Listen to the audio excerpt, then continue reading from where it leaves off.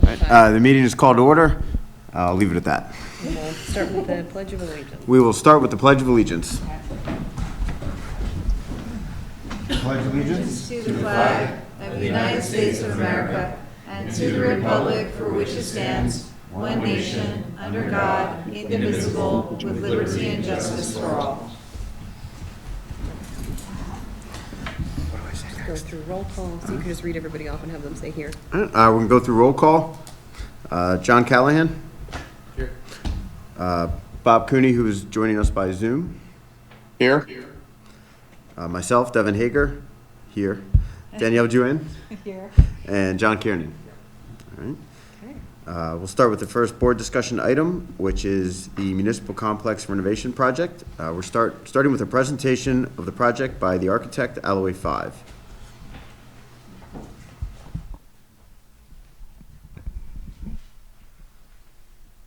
Are we on? Okay. Everyone can hear me good.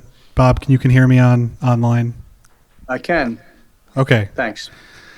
Hi, everybody. My name is James Margata. For those of you that don't know me, for those that do, hi again. I'm an architectural project manager with Alloy 5 Architecture. Been working here with the township for just over 2 years. I'm going to give you a little history about my time working with the township and this current project that we're in right now. So if we go to the next slide, this is a little bit of a timeline and some information. We started with the feasibility study, which was kind of a lighter study with my organization and the township, where we did a really high level evaluation and understanding of the facilities that the township uses, the way the township works, all the different departments within the township, and make our professional opinions and evaluations of that. That concluded in November of 2023. So the feasibility study concluded in November of 2023. A formal design project with us where we, really get into, it's no longer a light investigation, began in February of 24. And those icons that are to the left typically are our typical phases of design. So preliminary design, followed by schematic design, a lot of words about design development, and then construction documents, which ultimately would lead something to be bid out for construction. So from February of 2024 to December of 24, I would say we sort of were in the preliminary and schematic and design development phases. Early design development. We came back in December of 24 to give an update presentation of where we were at and sort of what we uncovered. I think that meeting presentation is available for you, so I won't go through every piece of it, but it was at that time that the scope of the project increased to just explore expanding the meeting room on the first floor only, and come back in 2 months and let us know what you think about that, if that's feasible. Do some study into it, and sort of come back and tell us what that looks like, and anything that we need to know about it. So 2 months later, in February of 25, came back and gave an updated, presentation as we looked into that a little bit, and gave an alternative, based on our understandings at that time. And the outcome of that meeting was to expand the meeting room on both levels. Also to redistribute our design study for the historic building into this, scope change. And the roads department, we'll get into the full scope of this, but the roads department scope has never changed. So that was February of 25. From February of 25 through June of 25, we continued on our typical trajectory of a design project. We continued meeting with everybody. We started to engage Paul at the civil level. Throughout this whole project, there's been uncertainties about grants and grant fundings. RACP has been a big piece of this. The township has a line allotment. It's a 2-part award. You've had a line allotment since 2019 for a RACP grant.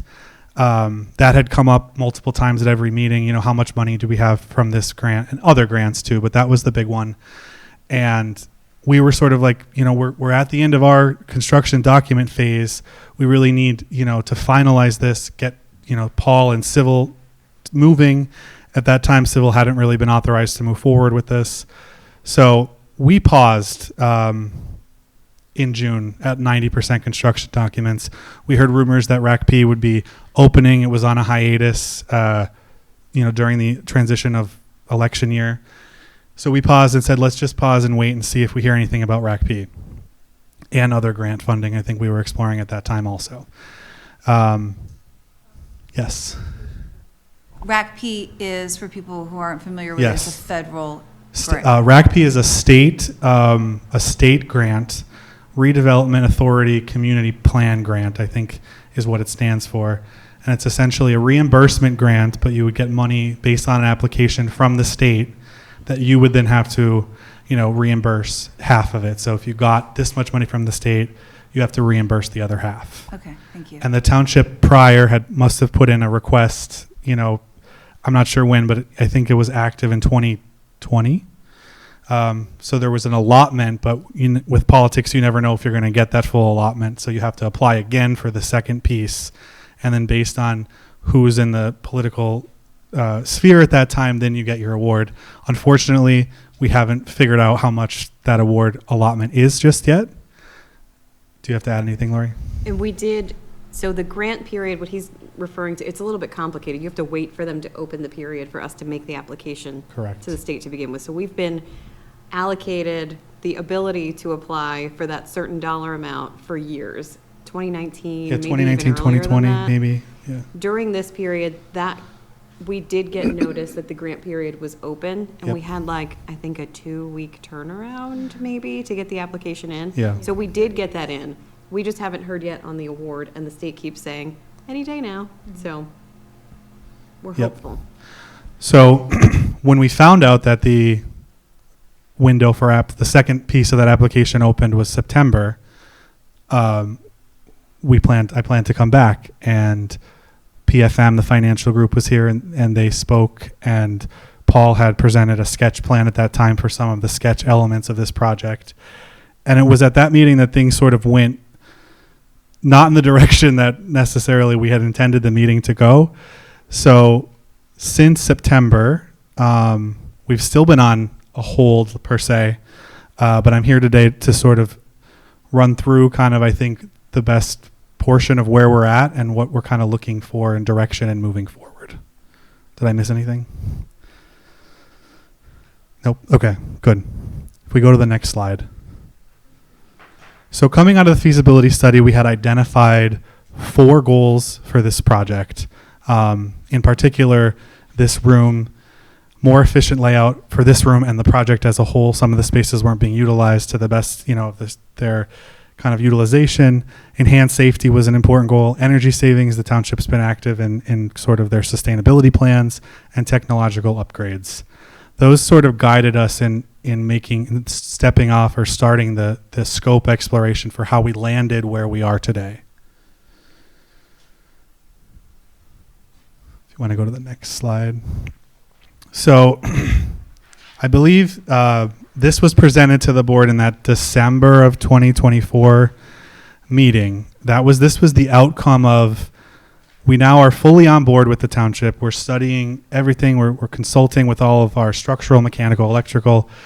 And, this meeting room that we're in currently, the focus of this layout study was, always how could we make this room more efficient? The particular geometry of the design of this room doesn't necessarily lend itself to efficient, layouts of chairs, daises, technology. Although, I love a good archway. This is a complex structure to alter. So it was at that time that we studied, what if we just squared off a portion of this? And at the bequest of the board, at that time, we were only studying this expansion on one level. So it would just be an expansion to this meeting room only. When we peeled the onion back a little bit, we realized that whatever expansion we have to do, we have to dig down to match the foundation of the existing building anyway.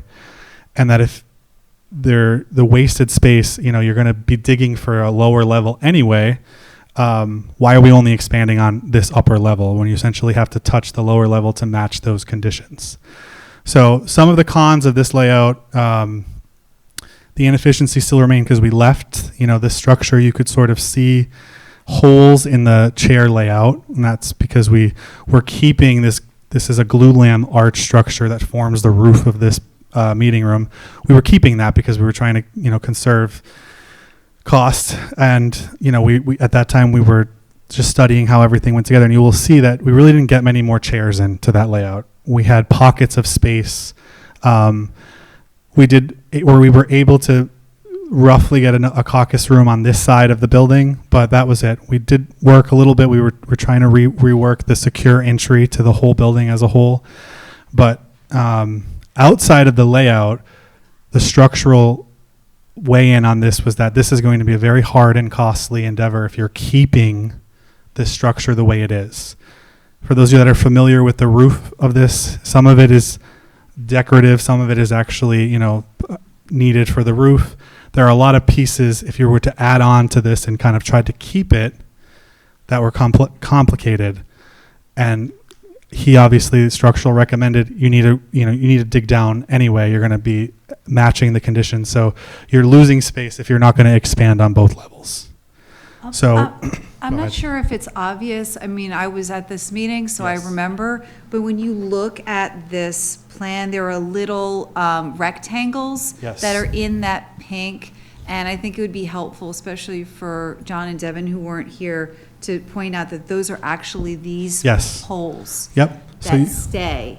'Cause it's like building a room around a tent, and you keep the tent. So you could see these pockets of space and these, if you imagine the five or six, not five, there's probably 8 structural pieces here, we were keeping those and we were expanding kind of out this way and trying to square off. But in keeping those, you come up with pockets of space where you can't put 2 chairs. You could probably fit many more chairs here, there, all over. And I don't think at that time you really netted many more seats than you currently have.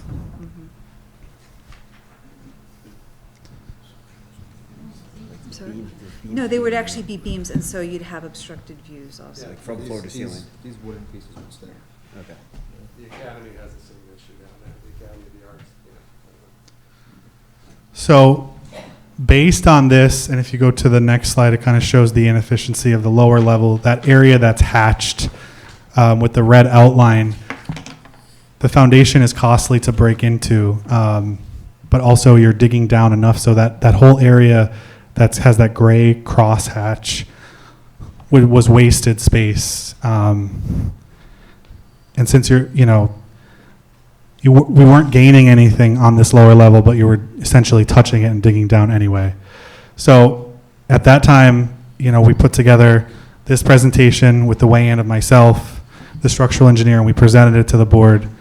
And it was at that time that we thought this doesn't necessarily make the best sense. This doesn't seem like you're getting, like the juice for the squeeze per se, especially because those roof tie-ins and the foundation tie-ins are costly items, and you're really not gaining much. I do just need to, I'll probably say this a few times. This was simply a layout study, and at the time that it was sort of X'd by all, my architectural and structural and the township, we did not further study this. We between December of 24 and February of 25,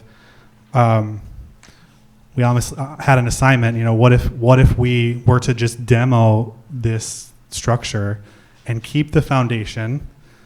What would that look like, and how would that impact cost? So between December of 24 and February of 25, that's when we came back to present what is the current scope, which if you go to the next.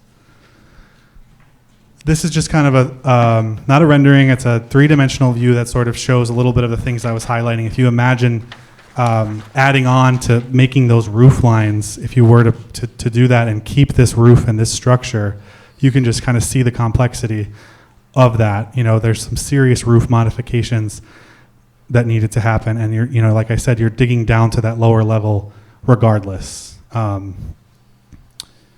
And then, in consistently throughout this whole time, there's always been that new construction addition in the rear that's highlighted in red.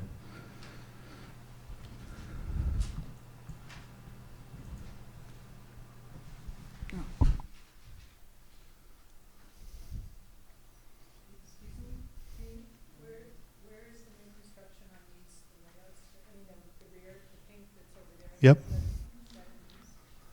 Yeah, we'll get there. We'll show you, yeah. Yep.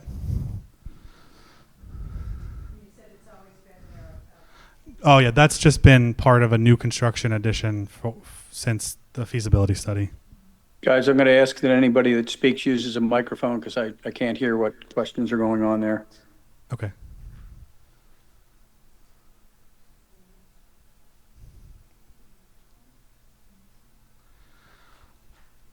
At this time, we provided, a probable cost estimate, and strictly that probable cost. And that I've emphasized this at every presentation. I'm not a contractor. I'm an architect. Of course, I see numbers that are happening on a lot of our other projects, but at this time, we did updates in March 2026 dollars.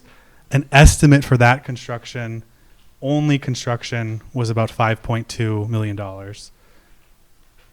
You could see how those numbers sort of shake out. And this is on the design that was not fully studied. So this was just an estimate on a cost on a On a sketch. sketch. Yes. Right, just to be clear. But this is included here because it was presented once before, so we wanted to make sure that we were consistent. Yeah, and just for my help here, when you say construction costs only, does that mean does that include finishes or no furniture, or like what is, or technology or anything? I can run through it. I could definitely run through it. So we broke this down into new construction cost, a renovation cost for the police and admin. So anything that was up here, that does include finishes. Anything that's built, that would include finishes. That would include windows. That would include mechanical, electrical, plumbing, conditioning of the space, lighting, anything that's built to help you occupy the space. That was included. Furniture is a soft cost, which you see broken out at the bottom there, that we sort of target a number, and of course, if you don't use it, you would get it back. A lot of the soft costs are just estimates also, but I have to include them just so you kind of have a template of what you may expect. But when I say hard construction costs, it's anything that can get you physically, that you need to get physically here today, the stuff that you see, minus furniture, of course. To ask the question a different way, is there anything that's not included in? I think furniture was pretty, it includes Okay. site work. It does include site work. Does include site work. Would it include extensive landscaping, for example, or? Landscaping, moderate, mild, however you want to say, not extensive, let's say. Okay, thank you. Anything that's fixed is another way to put it. Anything that you're not really moving. So this was as of March 26, and I think you added an escalation of estimated 5% per year. Is that right? Correct. Yeah, that's an escalation factor we use. So every year you kind of hold or continue to hold, we're benchmarking 5% escalation. So you'd be around 6.7 million estimated now, and if we started this later this year and really got into it next year, we're probably talking about 7+. Is that right? I think so.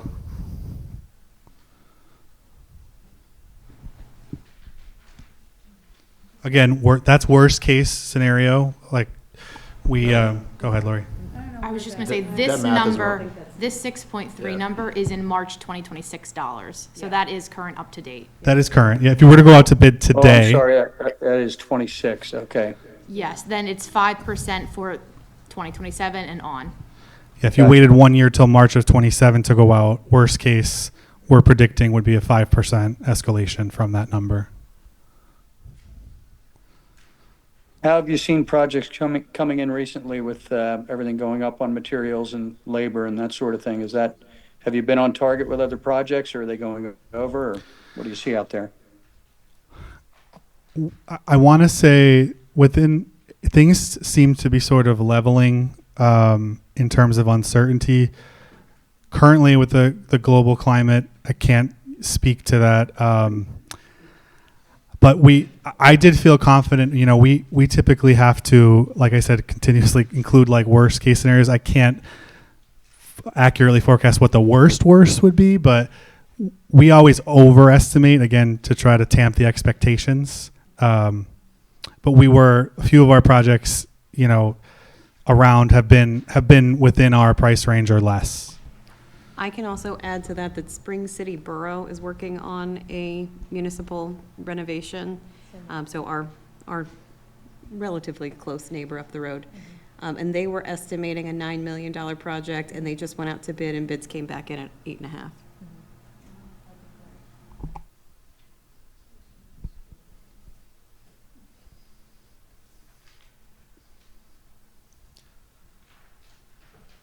I know Upper Pottsgrove too. I think that's on hold now, but that's one of our projects that came back lower than what we were, and that's a totally brand new construction for, I think we were saying 9 million, and that came back 7 or 8.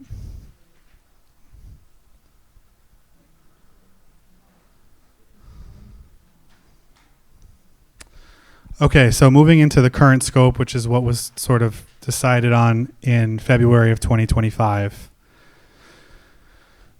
We came back to the February of 2025 meeting with, this is essentially doesn't make sense to not be adding space. If we're going to expand the meeting room and you already have to dig down for the foundation and that's a costly item, why are we not giving space to both levels of this building? So you'll see on the left the space that was given to the lower level or the police department. Also at this time, mechanical weighed in. So my team is made up of architectural, structural, mechanical, electrical, and plumbing. And Can I just ask one question? Sure. Because the space that is there, that space that's circular, sorry, I'm tired. The space that is encircled in the red dots. yes, And you may not all have the detail, because this is the police department. We're not providing necessarily all of the detail to the police department for safety reasons. So in case what I'm talking about is not what you see, that's the why. And that's, so, but there's like a pink part and a gray part. And so just like, are both of those, is everything inside of that area the addition? yes, yep. Okay. Mechanical weighed in on this at this point and said, this building struggled from, distributing temperature across all spaces. It currently does today, I believe. We're just making it longer. It would be nice to have, and there is a touchdown mechanical space on this side, but it would really be nice to have centralized mechanical room on this side of the plan, especially since we're centralizing the system on the right of the plan. It's actually scheduled to go on the roof above the sort of new addition in on the red rectangle on the right for efficiencies and just having better control. Mechanical said it would be great to have a space on this side of the plan, so we split that or gave most of it to at the time police, so there wasn't police was missing a dedicated training room, which I believe they use this room for that, and it's always a scheduling conflict. So we gave most of the space to the police for that, and then we also gave a mechanical room on that side of the plan for efficiency and really just efficiency to make sense of this mechanically. And that one did pass, we architecturally, this seemed like a, much better solution. Structural weighed in and mechanical, electrical. And then at that meeting in February, I believe there was discussion about why aren't we giving space to the police if we're adding on upstairs. If you go to the next level, this would be the upper level. So you could sort of see at that time we said, well, we're going to, we left the prior meeting with, let's demolish just this upper level since it seems to be what's causing the kind of headache, but leave the foundation of the lower level. So you will see the sort of shape of this geometry that we're in remains below, and the red highlighted area is just what we added for the police and the mechanical room below. So that's sort of how we arrived at this current shape that we're at. It's a rectangle. Most of that is restructured space from this current room that we're in, minus we were starting fresh with the upper pieces, the structure and the roof. The entryway is tied into this structure also. There's another sort of mini diamond that's tied in. So in demolishing this piece, that piece also was too tied in for it to try to remain. So that piece was also another one that we were calling for to get demolished. And then we were going to add a new space down there for the secure entry and storage. Other highlights of this, there's an additional public restroom. Caucus room is on the off of the meeting room, dedicated admin conference room, and like I said, the secure storage. And it was at this time, at the outcome of this meeting, that we were approved to change the scope to make this the base bid, and for us to continue studying this and document it through construction documents.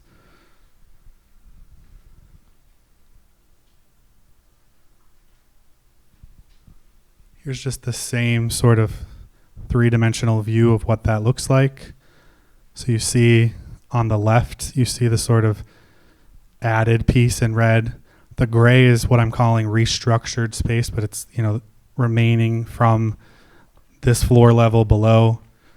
The new secure entry piece out the front, and then the main addition that's been consistent throughout. Yes. Can you describe what new secure entry sequence, what that means? So the visibility of someone coming in to the front desk person, the offsetting of doors, so there's not a direct line of sight into anyone in the lobby or anyone within the admin department.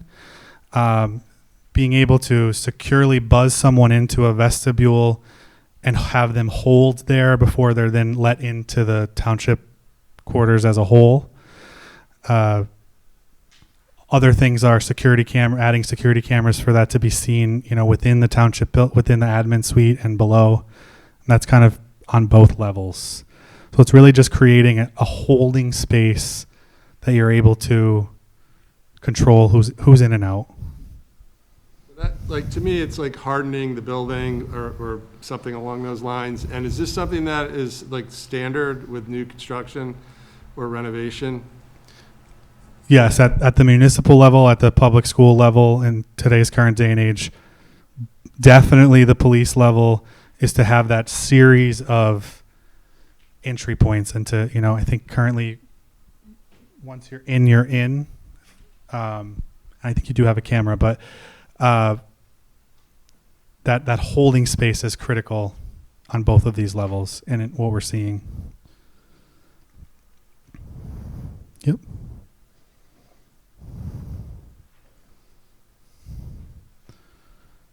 And again, March 2026 estimate probable cost, I can't emphasize that enough. This one has a higher new construction cost, and it rolls out to be about 6.4 million in construction costs. So again, things that are fixed. And then you'll see the soft costs below.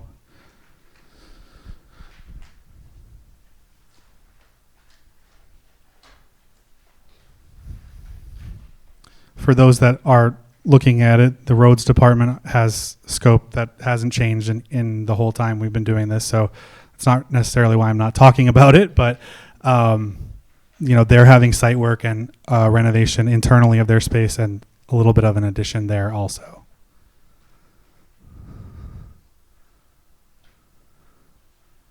So just to confirm, the 6.4 after fees and all the other soft costs, you're saying that's going to be somewhere around 7.65? Correct. Per this breakdown with soft costs, yes. Do you remember what percentage of that or a ballpark amount went toward the enlarging of the meeting room and the police, or what the cost would be without that? Yeah, I think overall would be probably the difference of the cost, the two costs. Yeah, right. So the difference between this one and the estimate that came first, with the caveat that first number, that plan was never fully studied, so it's really just a rough estimate. And this is the soft costs that are built in at the bottom here are with including a healthy buffer. Yeah, so Because that $639,000 is a lot of permits, assuming we're paying them to ourselves, so. Permits, To land give- development fees. True on both though, right? That's correct. That's true on both, Yeah. yeah. So I understand it correctly, the first was the 6.4, and that was just that did not include enlarging the boardroom? Is that, I might have missed something there. I'm looking at this on my phone, so it's a little That- tight. The first scenario of that layout study did include enlarging the boardroom, but only at the first floor level. Okay, so my question is, do you remember what the cost was without enlarging the boardroom at all and enlarging the ground below it? I don't off the top of my head. I'm sure it's in the feasibility. Well, the reason Never- I ask, go ahead.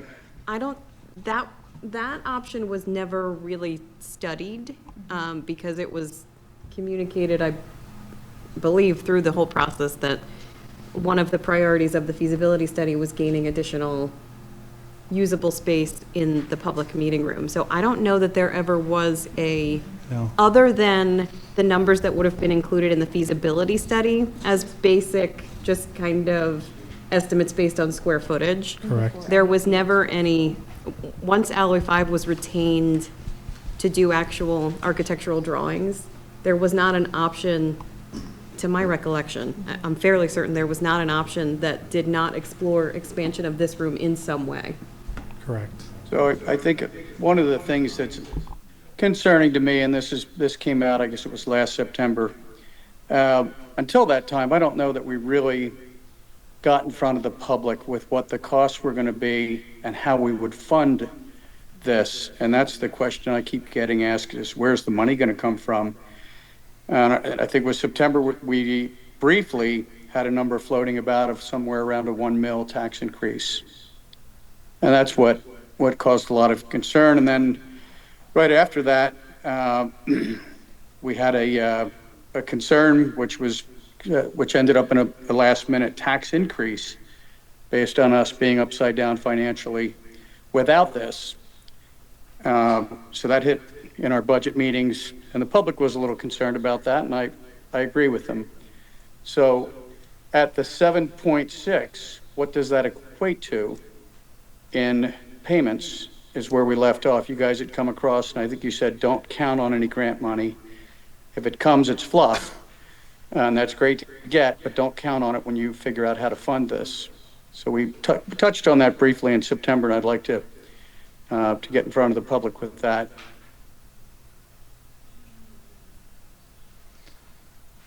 Yeah, do you want me to just finish up the remaining slides? Sure, you can. Yeah, it might make sense if we just finish it. Could we have talking about, Let's let Devin know. Yeah, whatever point it makes the most sense in the presentation, I think we just should bring it in then. If that's the end, I'll defer to the presenter as to when it makes the most sense, but. There's about, Sure, I think, go maybe ahead. one or two more like really substantive slides. The others are just breeze through. So if you go to the next slide, these are just some images of what the current scope looks like. And we were trying not to really stray from the, although we were trying to go a little bit more commercial, this is a residential feeling place. So we're hoping to kind of keep that character while doing some intentional moves that would, conserve on energy. We're trying to limit the windows openings to not have fully expansive glass openings, not only for energy, but for safety. We're trying to bring sunlight into the top of the meeting room where the most glass is, also for safety and energy as well. Go to the next slide. What's the exterior material? Like, what's the finish? We're hoping to match the siding look, although this current siding is like T911 or a wood siding. We were proposing like a more of a fiber cement or durable siding, so you don't have to have painting maintenance or replacement maintenance as much. Like a hardy board? Hardy board, Like a hardy board? correct, yep. This is the lower level or police entrance.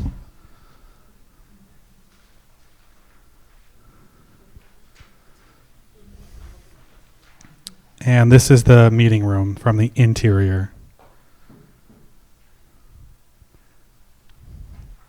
Again, the things that I talked about on the outside, really subtracting the amount of glazing energy and for safety, and bringing in light intentionally above technology, and just square or rectangular rooms typically are more efficient, so you can see the way the dais is laid out and the way that the chairs are. And then I did just include one of what would be happening on the lower level.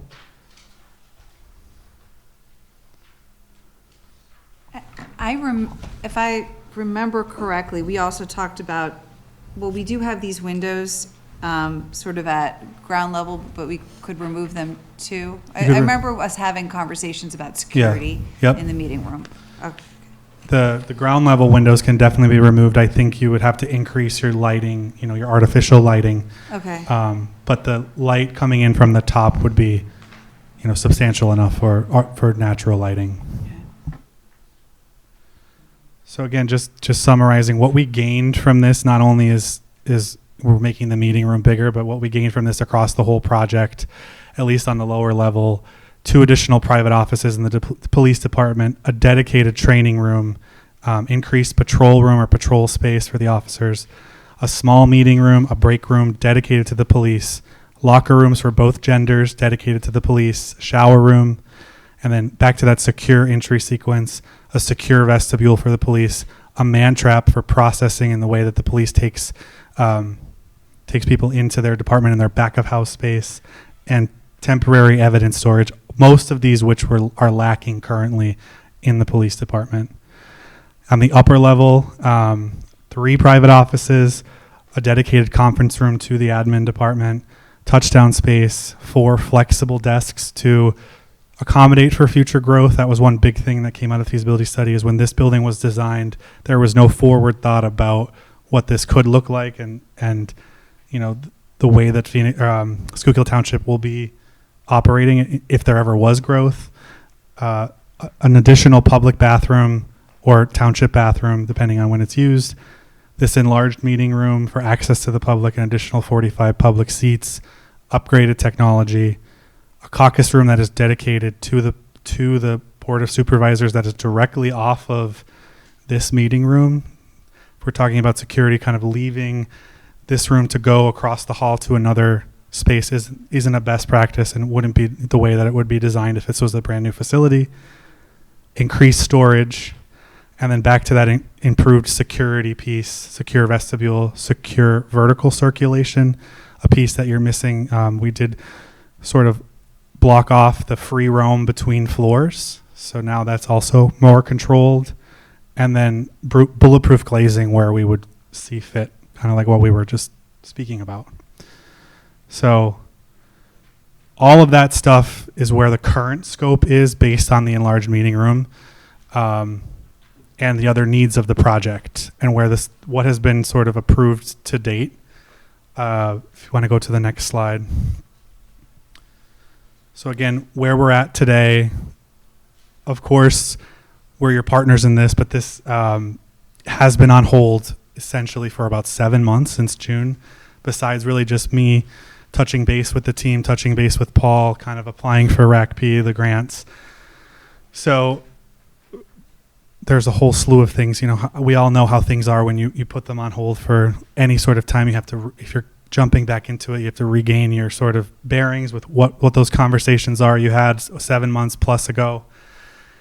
Another big con is the state of PA. For those of you that some of you might know, because you're boards of supervisors for a township, adopts international building codes or I codes periodically.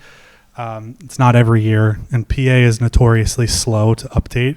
So Pennsylvania, as of January 1st of 2026, adopted the 2021 I codes, which just changes things. I codes, when I say International Building Code, International Plumbing Code, Electrical Code, there is a bit of a grace period, but with the amount of time that has elapsed, even if we got the green light to just continue our documents tomorrow, I still think we would be beyond that threshold, which is June, out to bid, out for permit.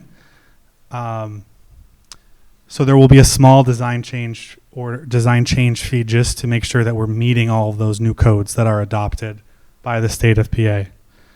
And the last big thing for this current scope is the RACP application that we worked with the township on was submitted with the current scope called out, estimated in price, and visually shared. You know, we shared the images and worked through with the state representatives also. So if we were to change that scope, that RACP application essentially needs to be revisited. And you're all kind of hearing it's a slow process to begin with. It's slow with them. So I'm uncertain of how that would affect exactly. You could essentially lose some of your funding. You could have to wait another year or two for the next round to open. But that would be something we would have to explore with a reduced or any sort of change in the scope that we applied with. I feel like I should know the answer, this is my question, but we did receive some funding, and so that was not RACB I funding. believe that was Yeah, LSA. we got $350,000 for an Yeah. LSA grant. LS, where- yeah. okay, an Land LSA, share. which is a different grant program? Different Yeah. grant program. State level also, but it's like a land share, Gambling money. gambling Yeah. money. Okay, So those awards came out. RACB is just a little bit different because it's tied to an actual line item in the budget, so. okay. Is there any estimated value of the RACP grant? 1.25 million. Okay, thank you. And then you got to pay half of that back? It's a reimbursement. Well, we, Or, I was listening, I'm not unfamiliar with it, so. Sure. How's it work? it's a reimbursement grant, so we would put the money out first, and then we submit our expenses to the state, and they pay Okay, it and out it's gradually. 1.25? 1.25. So as long as But we we've spend, not been we spend awarded it 2.5, we submit it, we get 1.25 back. Correct. Yeah. Whatever they give you, whatever you use that they give you, whatever their award is, you match it. You know, if it's obviously if it's a $2 million project, you would get the difference back. But whatever they award you and you want, to use that grant money from the state, you have to match that back. So It would already be matched because it's reimbursement, so we would pay the full price and then they would reimburse us back. Of course, if it's 1.25, based on the project, we will be spending 1.25 at least, so we'll be getting that full ask back. yep. But am I understanding this correctly, that if we accept 1.25, we also have to spend 1.25 in addition to that of our money? It's Is a that how that reimbursement, works? so it reimburses you up to the amount that you spend. Correct, but is there a commitment from us to go above that with our match to spend on the project? Sorry, say that one more time, Bob? So if we get 1.25, are we committing that we're going to spend more than that, or are we allowed to live on that and not spend any more? Well, we would have already spent it when we request it, so my understand, it sounds like you get approved for an amount, but you don't get the money till you've spent and submitted for That's reimbursement. correct. It's a reimbursement grant, and it requires a 50% match. Okay. Till the end, yeah. Yeah, so as long as our project went over, if we get approved for 1.25, we have to spend 2.5 to get the 1.25. If we get approved for 1 million, we'd only have to spend 2 to get the 1 back, et cetera, et cetera. But given the scope, we're likely to gonna be above 2.5, which means we'll get whatever back that we get approved Right. up to. Yes. See, that's what I was asking, is if we accept it, we have Very to good. spend at least that much times 2. Yeah. Okay. I have a different grant question. So the grant that we got, that was a $350,000 with the LSA grant, the gambling money grant, was that predicated on the submission of the plans? No, so that. Well, on my end, I don't know. I'm sure I assisted with RACP. I You didn't did. assist So with. that was based on the We use the plans? same. Okay. Yeah, we use the same scope. So the same issue, the RACB could be restarted from zero if we significantly deviate, and we could potentially endanger the 350 that we got from LSA. Correct. Okay, Yeah. okay. I just didn't know if it was the same situation. Okay, so moving to the right, we're still on the same page, same thing. Any sort of reduce in scope, again, I just loosely included that cost estimate. I need to reemphasize again that was, not documented to the level that the current scope is, therefore making the estimate a little less accurate. But I was including that at 5.3. That would be a change of the current path, a pretty substantial change. The project is already delayed, and like I said earlier, regardless of if we, got the green light to finish, this is additional substantial time beyond that. We would essentially kind of be really stepping back and starting from zero. Not zero, but we'd have to work with all of you again to just kind of identify what is the scope again. We have all pointed out, like my team internally, like if that was the plan, there's mechanical room issues with that plan. There's a lot of other things that we never fully fleshed out. Okay. We are on the current path. Like I said, there'd be a small design change just to meet the current 2021 I codes. Again, I'm estimating approximately $60,000 to $100,000 of a design fee change if that scope is reduced. Again, do not know the full ramifications of what that scope would be. So pending full scope define, and like I said earlier, the RACP grant and the LSA grant were applied to with all of this information. So this was the timeline I had been showing kind of since the end of the feasibility study. There's a little bit of an altering here because, like I said, we probably need 2 weeks to like remobilize on the design end. Paul from Civil, although is under the owner, is under the Board of Supervisors, has an integral piece of scope that needs to be incorporated partially with the bid numbers. So, and Paul, you could speak, we talked about this earlier this week, kind of where you're at. You presented a sketch plan in September. There's pieces from Paul that we would need to sort of finalize our document to make an accurate bid number come back. Correct. So in September, we prepared a sketch plan, conceptual plan that we presented to the Board of Supervisors. We received some feedback and we made some very minor changes to it. But essentially, we're working in conjunction with James's team in that they are putting like the building layout, and then we are functioning around it between the stormwater management, working with Chief Fitzsimmons and Lieutenant McCarthy on the improvements to the parking and rear area to the police department, things like that. Stormwater management. So in line with James, once the building layout is set, we can get started with the authorization to go through the land development process, which would require going in front of the Township Planning Commission, the Board of Supervisors, as well as getting an NPDS permit through the DEP, working with the Montgomery County Planning Commission, et cetera. So there are aspects, gears that we would have to go through. Chester County, I'm sorry. Pardon me. What county did you say? He said I'm sorry. I apologize. I apologize. In his defense, he was in KFB earlier today. I was there. I didn't even catch it. So, but yeah, so that's pretty much where we are right now. Some of the feedback that we got from the supervisors in September was to, like I said, to add some sidewalk along the frontage. We did look at that conceptually. We limited it to just basically from the eastern side of the property going down to where the throat of the entrance is right now. Beyond that, it gets a little sketchy on trying to go through, and then it would turn and go in front of the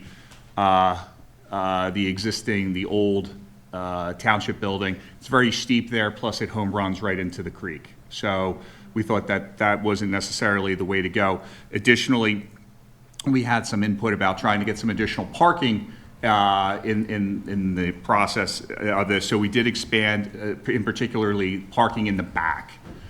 So we are plus or minus about 35 more parking spaces to the public in the event of a big meeting or a gathering, et cetera. So we did try to maximize the amount of parking that we could have. Some of the suggestions that we had received, we couldn't necessarily make it happen. I didn't think it breached a safety for me, pushing parking too close to the road. But we did update the sketch plan accordingly to that, but we have to do the hard engineering to do that. So I think we'd have to have another discussion on the sketch plan, make sure the supervisors are good with it, and then we can start to proceed forward. It was definitely my terrible suggestion to try to put sidewalks in, because I'm, well, it definitely was my suggestion, and now it sounds like it was an ill-founded one, because, and just for the benefit of people who weren't at that meeting. You know, we ask all of our developers to put sidewalks in when they're putting in, and I thought that it made sense if we could accommodate sidewalks. There's definitely a desire to improve walkability of our township. So I appreciate you looking into that, Paul. And, but I would not be a proponent of a ghost sidewalk that just doesn't go to anything. So, but I do appreciate you looking into that. Absolutely, and the thing about the sidewalk is that can be done in the future, it doesn't have to be part of this project. If it is so inclined for the board to increase the parking, that would be one that I would suggest to do right now. You get a lot more bang for your buck to expand it. If you're gonna, instead of saying, we're only gonna do 20 spaces as opposed to 35 more, I would just do the extra 15 if you think that's where you'd go, because it's easier to have the mobilization, everybody's out here and is ready to rock and roll. Paul, do you have any slides that you could show us on that, or if not now, at our next meeting? I'd like to see what that layout looks like, because I know that was one of the big concerns is we're going from, and maybe you can refresh my memory, James, how many seats did we originally have in the boardroom, and how many would the new boardroom have? I think you currently have a posted occupancy. 55 people by code are only allowed in this room. I don't know off the top of my head. I think you don't have 20? Speaking of in here right now. Oh, currently. Yeah. I'm sorry, did you ask me about what you currently have versus Yes, what? both, yeah. Both. Okay, Yeah, so what I was can we starting with what you currently currently have. Yeah, what can we currently hold in that room by code, and what would it be with the new design? Yeah. So you're technically not supposed to have more than 55 people in here, 35 seats plus, the Board of Supervisors at the dais and support. Believe we got to anywhere from 88 seats in the new boardroom. It's like 85, 88. I'm sorry, I thought it was over 100 total.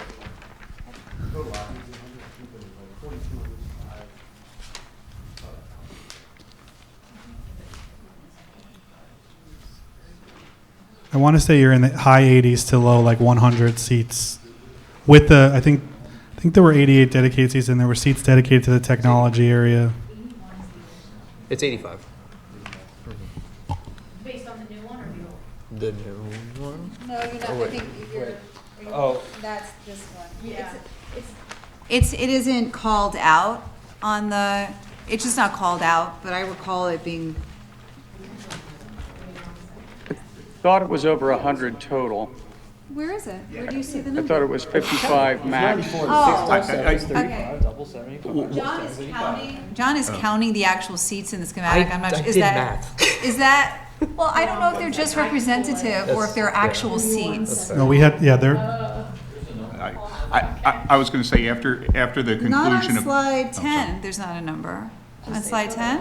Where is it say? 108. Yeah, 108 is what I remember. At the conclusion of the sketch plan meeting, there was a question on Where does it say 100? if there was amount of people here, how many cars would be required for the parking spaces? And I basically explained, we're limited to the amount of real estate that we have here to put in parking. And I know that there is an agreement across the street with the church for some overflow parking for events. So, but this is from an email that I had written to my project team about this, basically saying, let's take a look at maximizing this. And my note was 108 seats in the meeting room. Thanks, Paul. Another question, Paul, so the site work, the parking and all the other site work, this is separate and we don't have a cost for that yet, right? That is included. Oh, I that's am trying to carry in our budget pieces for the part of the site work that is required for the building. So anything that's stormwater or code required lighting, bollards for safety, for parking, not necessarily where you're landing on, I think where the last meeting was going with how the current, what's going to happen, with the police area back there. That will have to be revisited, but there is some site work included in that number. All right, some, but not a new parking lot or curbing or any of the, Curbing, depending on how the parking shakes out, there was parking and curbing included. And it'd be hard to have a cost if you don't even know what the scale of that is, right? yes, that's why we try to throw, some kind of number at it so it's accounted for. But until we have all the pieces that we need, which we haven't to date, All right. we can't really form you know. So there may be more costs if you went for this full-blown plan with the, whatever's required for parking, there's potentially more costs that weren't considered, correct? Of course, ultimately, that's why I say, it highlights probable costs. We really just need to provide that to you so you have something to have these discussions about. Ultimately, the true number will come when we get if we get approval to go to bid.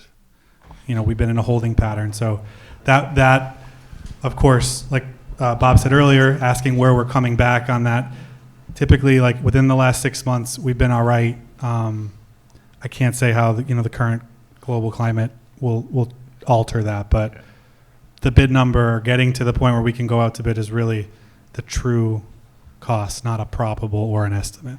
I just want to clarify, one of the things you said was that some of the additional safety measures that we had discussed at, I think that September meeting, were not included. And for those of people who were not at that meeting, I believe we were talking about like the half wall with the fence around the parking area for the police officers, and perhaps some vegetative screening. Is that what you're referring to? Yes, that's what I'm referring to. Okay, thank you. meeting. I just want to make sure Yep. everyone's on the same page. Yes. And that is shown on the sketch plan that I have, having had the conversations with Chief and Lieutenant. That is a very detailed section in the back where we talk about the walls that we're going to put in, the fences and things like that. And we saw that in Yeah, September. That correct. hasn't changed. Correct. Okay. And as far as the site costs are concerned, John, once we take this from the conceptual stage and we start to really design it and we understand what's going to happen, we'll be able to prepare an internal cost estimate that we will share with the township. Right now, ours are just rolled into the cost that James has referenced. Given that cost is kind of where we seem to be circling, I don't know, Bob, if you want to come in now, and we can come back to maybe Well, digging into I just that wanted more. to clear up one more thing, Paul. When we talked about this originally, going from 50 to 55, whatever the number was that we could hold now, and going up to 108, with the police, with township staff and the, and 108 people in a meeting room, how many parking spots we need by code to, Well, we're going to have without having to ask people to cross Valley Park Road? Well, at night? we'll only have 78 total spots available, and that's public spots. There will be still 18 spots left for both the police apparatus as well as the police and staff personal vehicles for the police department. I believe it has to do with zoning. And I think it's because we are now, this was originally done in a different zoning district, but now we're going to be in the public facilities zoning district. And the minimum parking are 2 spaces for every 1,000 square feet of building and a maximum of 5 spaces for every 1,000 square feet of building. So somewhere between 2 would be the minimum, Bob, 5 would be the maximum. In addition, we are proposing 4 ADA parking spots at this time, which exceeds the number that are needed, which would only be 2. So break that down for me. If we had a full meeting, what would the number of parking spots be, or what would be required to meet code? Are we Well, covered? it's not based on that, Bob. If it was 108 seats in the room and everyone drove a single car, there wouldn't be enough parking within the township propers to do it. The amount of parking that would be required is based off of the square footage of the building. The entire building. The entire building. Right.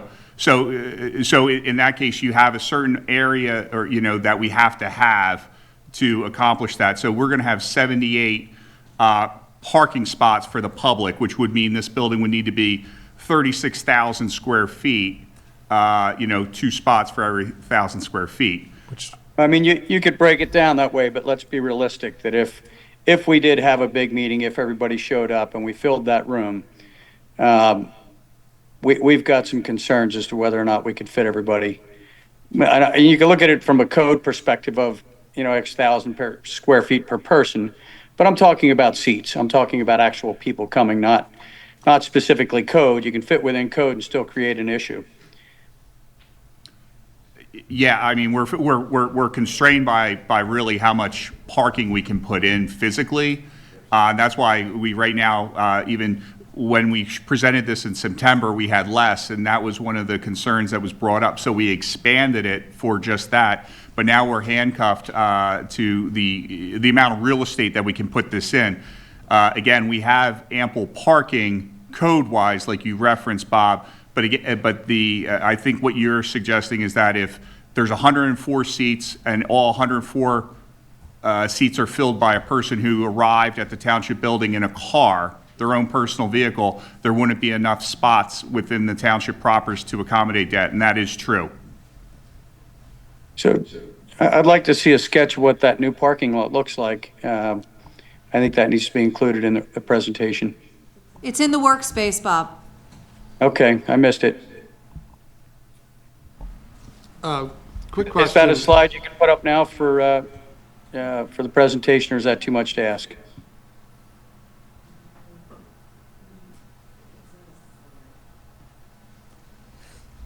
It's not a slide, so there's not an easy way to get it, is what I'm hearing. Yeah, I would have to, We could switch sharing. I would have to share it.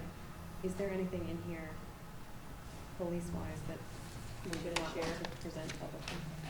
If you just do the cover page of it, Okay. that doesn't, it just. We think we can make it happen. I had a question about operating expense, costs, considerations for a newer, bigger building versus the existing. If there's any way to gauge or look at that, related to more lighting, more heat, more energy consumption, et cetera.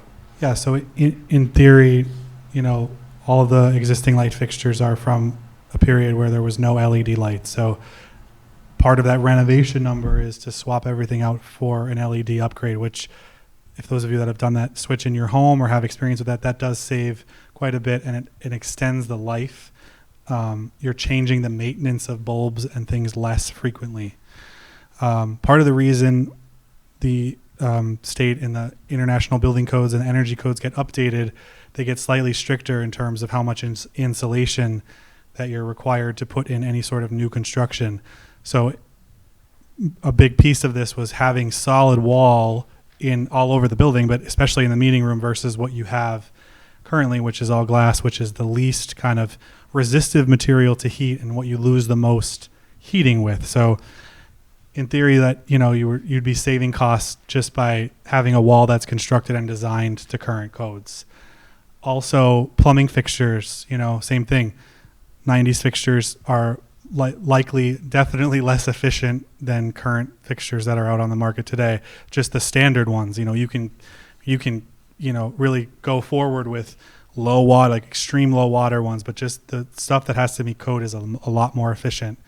The heating system too, I believe the current one is fairly inefficient in terms of temperature control, as I mentioned. The thought is, we're trying to centralize that with some packaged rooftop units on a piece of that new addition. So that should be also, they have to meet stricter codes to meet these current, or stricter guidelines with these current energy codes. So there should be, although you're constructing a new building and you're gaining square footage, there are a lot of things that meeting current codes, although there's a cost, will, benefit you in terms of sustainability, usage, and maintenance cost. Those are just a few examples off the top of my head. I've got a quick question about the parking lot. Paul, the amount of impervious here goes up quite a bit. I notice you've got a retention basin. Is that what that is down in the top right, which would be the lower corner of our property? That is correct. That's the existing stormwater management facility, Bob. We would probably have to upgrade it, but that is the existing facility. The other conceptually proposed facility is basically to the east of the proposed building addition for the roads department. You can see that there's a little oval shape in between the parking lot and the building addition. And we were thinking that would be a localized rain garden to try to capture the water from the building addition, as well as the runoff from the new parking lot, and potentially some of the area that is being proposed with the new parking that we added since in November when we revised the sketch slightly. Laura, you can answer this one for me. I forget. Did we have an easement or conservation easement on the back part of that property, or are we allowed to expand as far as we want? We do have a conservation easement, but the stormwater management facilities would not violate that. And that is And the existing already. And the parking area doesn't encroach into that? The parking area, we would have to discuss with Chester County. That's something that we've known since we started this project. Regardless of any work we do, we're gonna have to talk to the county about swapping some of the land in that easement for parking. And part of the encumbrance into that area, Bob, is that gravel path that goes along the back of some of the parking as well as behind the police department. The existing septic tanks are in the back there, so we had to provide a curb cut, which you can see is kind of where the break is between the proposed parking in the rear for a vehicle to drive up there and to go back and to service the sewage. Additionally, there's propane tanks that are along the way there, so right before you get to the police barricades and the fencing there, there's an area for a truck to turn in there and deliver the fuel for the township, and then be able to turn back out and back into the parking lot and then exit the property. What do they do today? Isn't that what they do today? Well, there's no fence back there right now, so they're able to go. Okay, so it's not the parking, it's the fence that is causing the encouragement. Oh, yeah, yes, the protection of the police department. The protection of the police department, okay, I understand. Is generating the need for that gravel path. Okay. Danielle. And then, Paul, the date on this, my eyes are not great, but I think it's September 19th, 2000. So this is what we saw in September. No, there's a revision date in the corner. There is a revision date? Yeah, I'm sorry. No, that's okay. So it was, yeah, I'll get my magnifying glass. Everyone can make fun of me. Okay. November 5th is when we reissued this. I see it. Yeah. So I was like a game, my eyes still work. So, Okay. so the big changes from what you saw in September and what you see here are the sidewalk running along Valley Park Road. You can see it along the bottom there, kind of dips around like a utility pole, et cetera. And then that parking area from the stem of the gravel, the access for the gravel for the propane truck or the sewage truck, all the way to like the throat. All of that is brand new parking. Okay. I'll give up my sidewalk. I feel like I'm like Don Quixote in the sidewalks. Okay, I will. It can always be done later. I'll concede. I'll concede my sidewalk. Okay. Now, I actually think the sidewalk's a good idea. If you do have 78 cars coming in and people trying to walk between cars and out in the middle of the parking lot to get in, sidewalks would probably be a good idea. This is on the frontage though. It's like, No, Bob, I love every sidewalk, and I don't think the sidewalk is needed. yeah, the one that's here is on the frontage, Bob, like basically across from the church on Valley Park, and I don't know that there's pedestrian. Oh, no, I'm traffic. not, yeah, I'm not saying sidewalks on the road. I'm saying sidewalks to traverse the parking area. Yeah, the parking lot, I mean, there's ADA compliant spots, so a lot of the pathways are going to be ADA compliant, Bob, but a lot of it's going to be pavement, but where there is going to be the ability to have sidewalk, we will. There'll be curb, and then people will be able to safely get in front of the building, et cetera. But for the most part, it's going to be just a typical parking lot. There will be some crosswalks shown for pedestrian crossing, but there's not going to be, we're not going to suggest paying the extra money to have them like stamped concrete or anything like that. We were just going to have pavement with demarcations on them. Okay.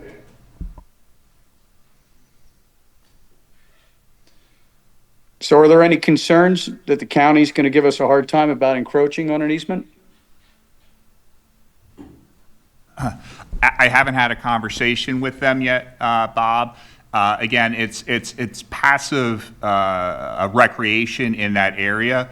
So even though that gravel driveway, for lack of a better term, will serve the township for both the sewer and the propane needs, it can also be utilized by the public to walk.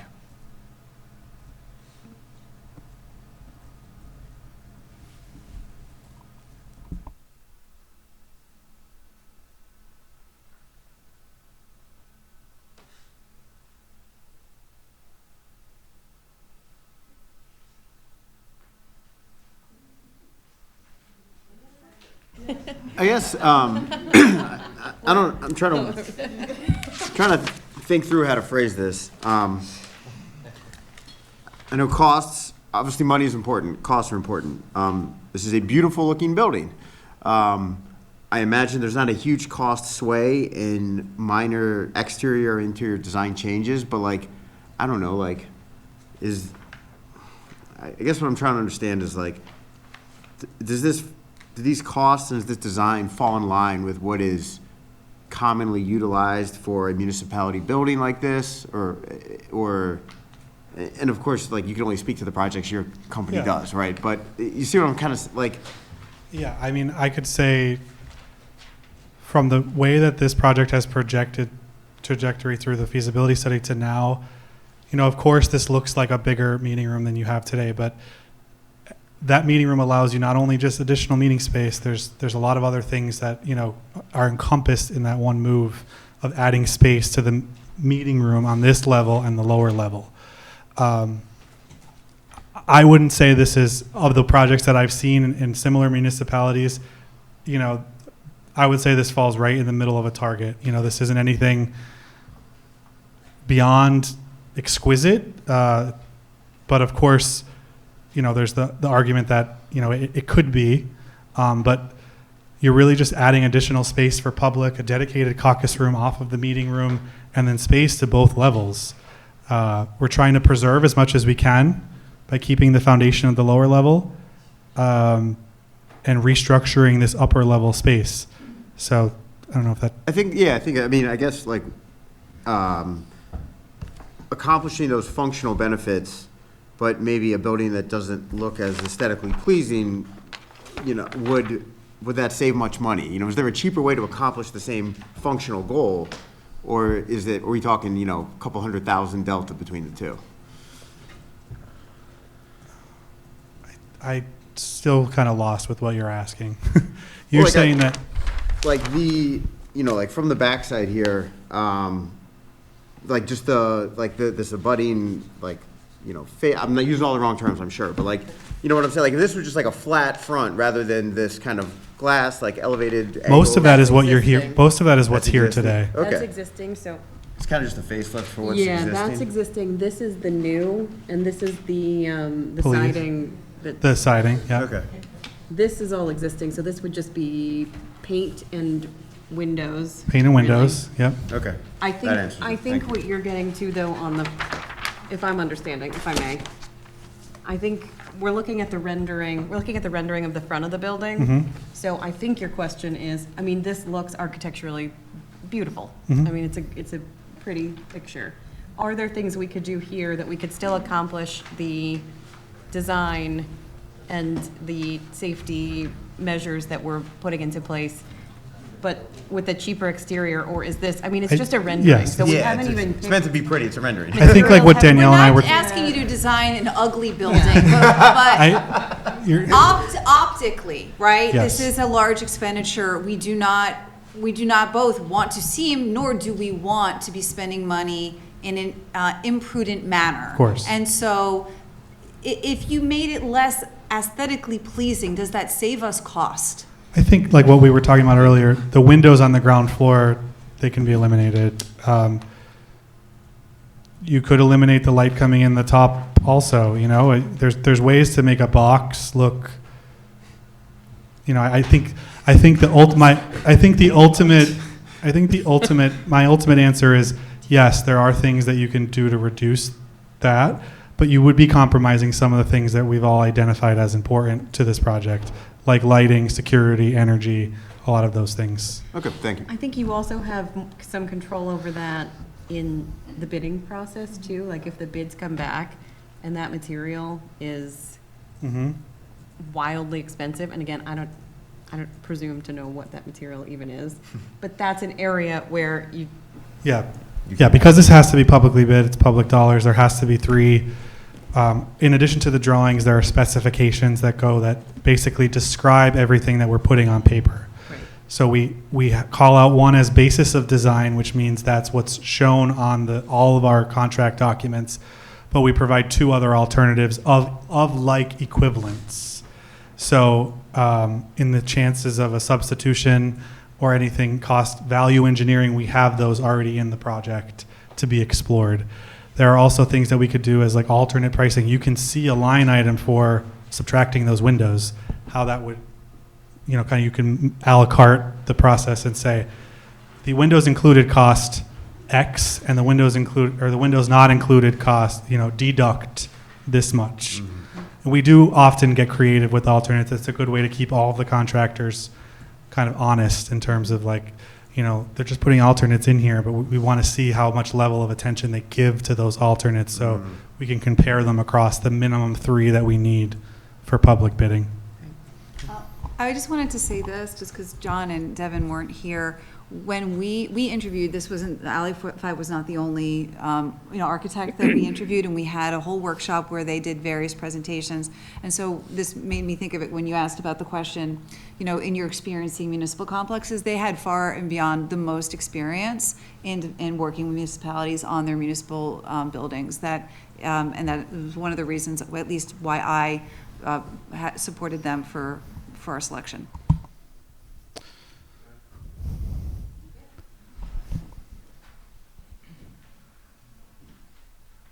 Again, I'm not an architect. I have a little bit of a background in building, but the question that you asked about in terms of price for the overall project, we've looked around.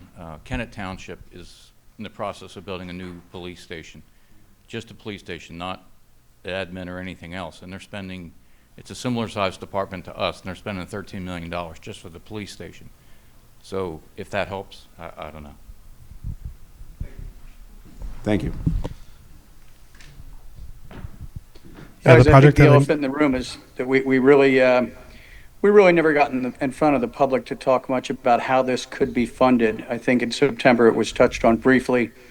And one of the first meetings we had this year was how to put together a 5-year plan to look at this, as well as multiple other costs that we're going to be incurring with fire. The police want to add more policemen. There's potential sidewalk projects, open space, fire, the company, structural issues, possibly water runoff issues, apparatus. That was what we were looking at doing, and I think that's important for us to finish that and really get a look down the road and then talk about this funding. And I think you had thrown the number out of a $1 million increase, so I guess this is the time to talk about that. Is that still your estimate of what this would cost to fund this We've never kind of talked project? about a 1 mil. Sorry to cut you off. No, What I was the last thought we thing you said did. We kicked around what a 1 mil would look like in September, and how much that would. I thought they gave us a chart on that, or maybe I'm crossing things up, but I thought that was where we were. I think you're crossing two different things that happened. We talked about a 1 mil increase for the fire and EMS, and then if you're thinking of the PFN meeting, what we were trying to just figure out wasn't what a 1 mil increase looks like. We were just throwing out numbers to see what does a 1 mil income even mean. That wasn't a proposal. That was like, let's figure out what that even, like, what does that income look like? I had no sense for how much we earned off of a 1 mil tax increase. I didn't know what the comparison was. That was really all it was. It wasn't a proposal for that. It was just what does even 1 mil get us? No, John, this isn't in the budget meetings. This was back in, I think it was September, when, I think it was the last time you guys came in, and the municipal building increase, and again, it was at the end of the meeting, we kicked around, how much does a mill raise? Would that be enough to fund it? And that's where the 1 mil first was discussed in the municipal, I think, if I'm not mistaken, but it was a very brief discussion at the end of the meeting. And we were trying to dial in on what this would cost. So maybe we can do that now, if I'm wrong, but maybe we can take a look at that and have further discussions about what it would take to fund this, and then get out in front of the public, as we agreed to, with all the other components, costs coming up, with a 5-year plan, and say, okay, maybe it's time for a town hall. Let's pick out the priorities of what we have to do, and educate the people, as they deserve to be, of how much we intend to do with the things that we have to do, the things like this that are on the list, and then take the pulse of the people and be honest. Here's your cost. Here's what we're looking at over the next 5 years. Best case, worst case, and really get the message out. I think, Laura, you said you can kind of tee that up, or we can, I don't know if there's I'll punt to Lori. Sure. I will do my best to summarize based on all the things I think I heard. Number one, I will confirm, just to go off of what I think your first question was the 1 mil discussion. That's exactly what John said. When Jamie from PFM was here and made his presentation on debt service, the question was asked, how much does 1 mil equal here? And that was the discussion. 1 mil equals approximately $700-some thousand. I don't have the exact figure in front of me right now. So that was not, that evening was just a basic presentation and overview of what municipal bond issuance for this type of project might look like based on a range of, if the project costs X we did a low range and a high range and just presented options and discussed what that would look like. So that, how to pay for it wasn't part of the discussion that night, or not part of the presentation anyway. It was just simply, okay, and 1 mil equals X, that would cover the debt service, but it wasn't a proposal. So just to. Correct. So as far as how to pay for it, though, I think we're still basically in the same place that we were when we had the meeting in September. There's a range of options, of course, available to the township. The bond market would be the recommended one. That's what PFM, the financial advisor that the township works with, recommended at that time. That would still be the same. And with the grant portion of the discussion, where we talked about that, Jamie's recommendation at that meeting, and it is a good recommendation in standard practice. You don't tie your project necessarily. You don't wait for the grant money necessarily to come in before you go out to bid, because as we've talked about, then costs go up, construction gets more expensive. Now, fortunately, we do have that $350,000 that we've already been awarded. But what you would want to do is issue your debt, pick the number. And again, we can't do any of this until we get to bid and know how much the project actually costs. But if we say it's a $7.5 million project, then you sell $7.5 million in municipal bonds, and that becomes your debt. And then the township has debt service, just like it does in the open space fund for Sedgley when we sold the 10 million in bonds in 2024. And then the debt service, the board would decide how you want to pay for that. So there are a range of options. Number one would be a tax, and that was where the discussion came from PFM that night. That's just one option. And that could be a dedicated debt service tax. That's what many municipalities do in order to pay for public financing, is they enact a debt service tax. You have the tax in place until the debt is paid off, and then the tax goes away. So that's one option. We have a municipal complex fund here. So part of what I took a look at, and we have about $2.5 million. I had the treasurer's report up here, but I've got too many tabs open. But oh, it's because I'm sharing this screen. Sorry. Can I ask Bob with the stop sharing screen, because you wanted to see that anymore? Yeah, I just took it off, just so I can access my tabs here. So we have a municipal complex fund here, and the township has been strategically putting money into that fund, not only to take care of general everyday maintenance items here, but also in anticipation of this project over the last X number of years predating me.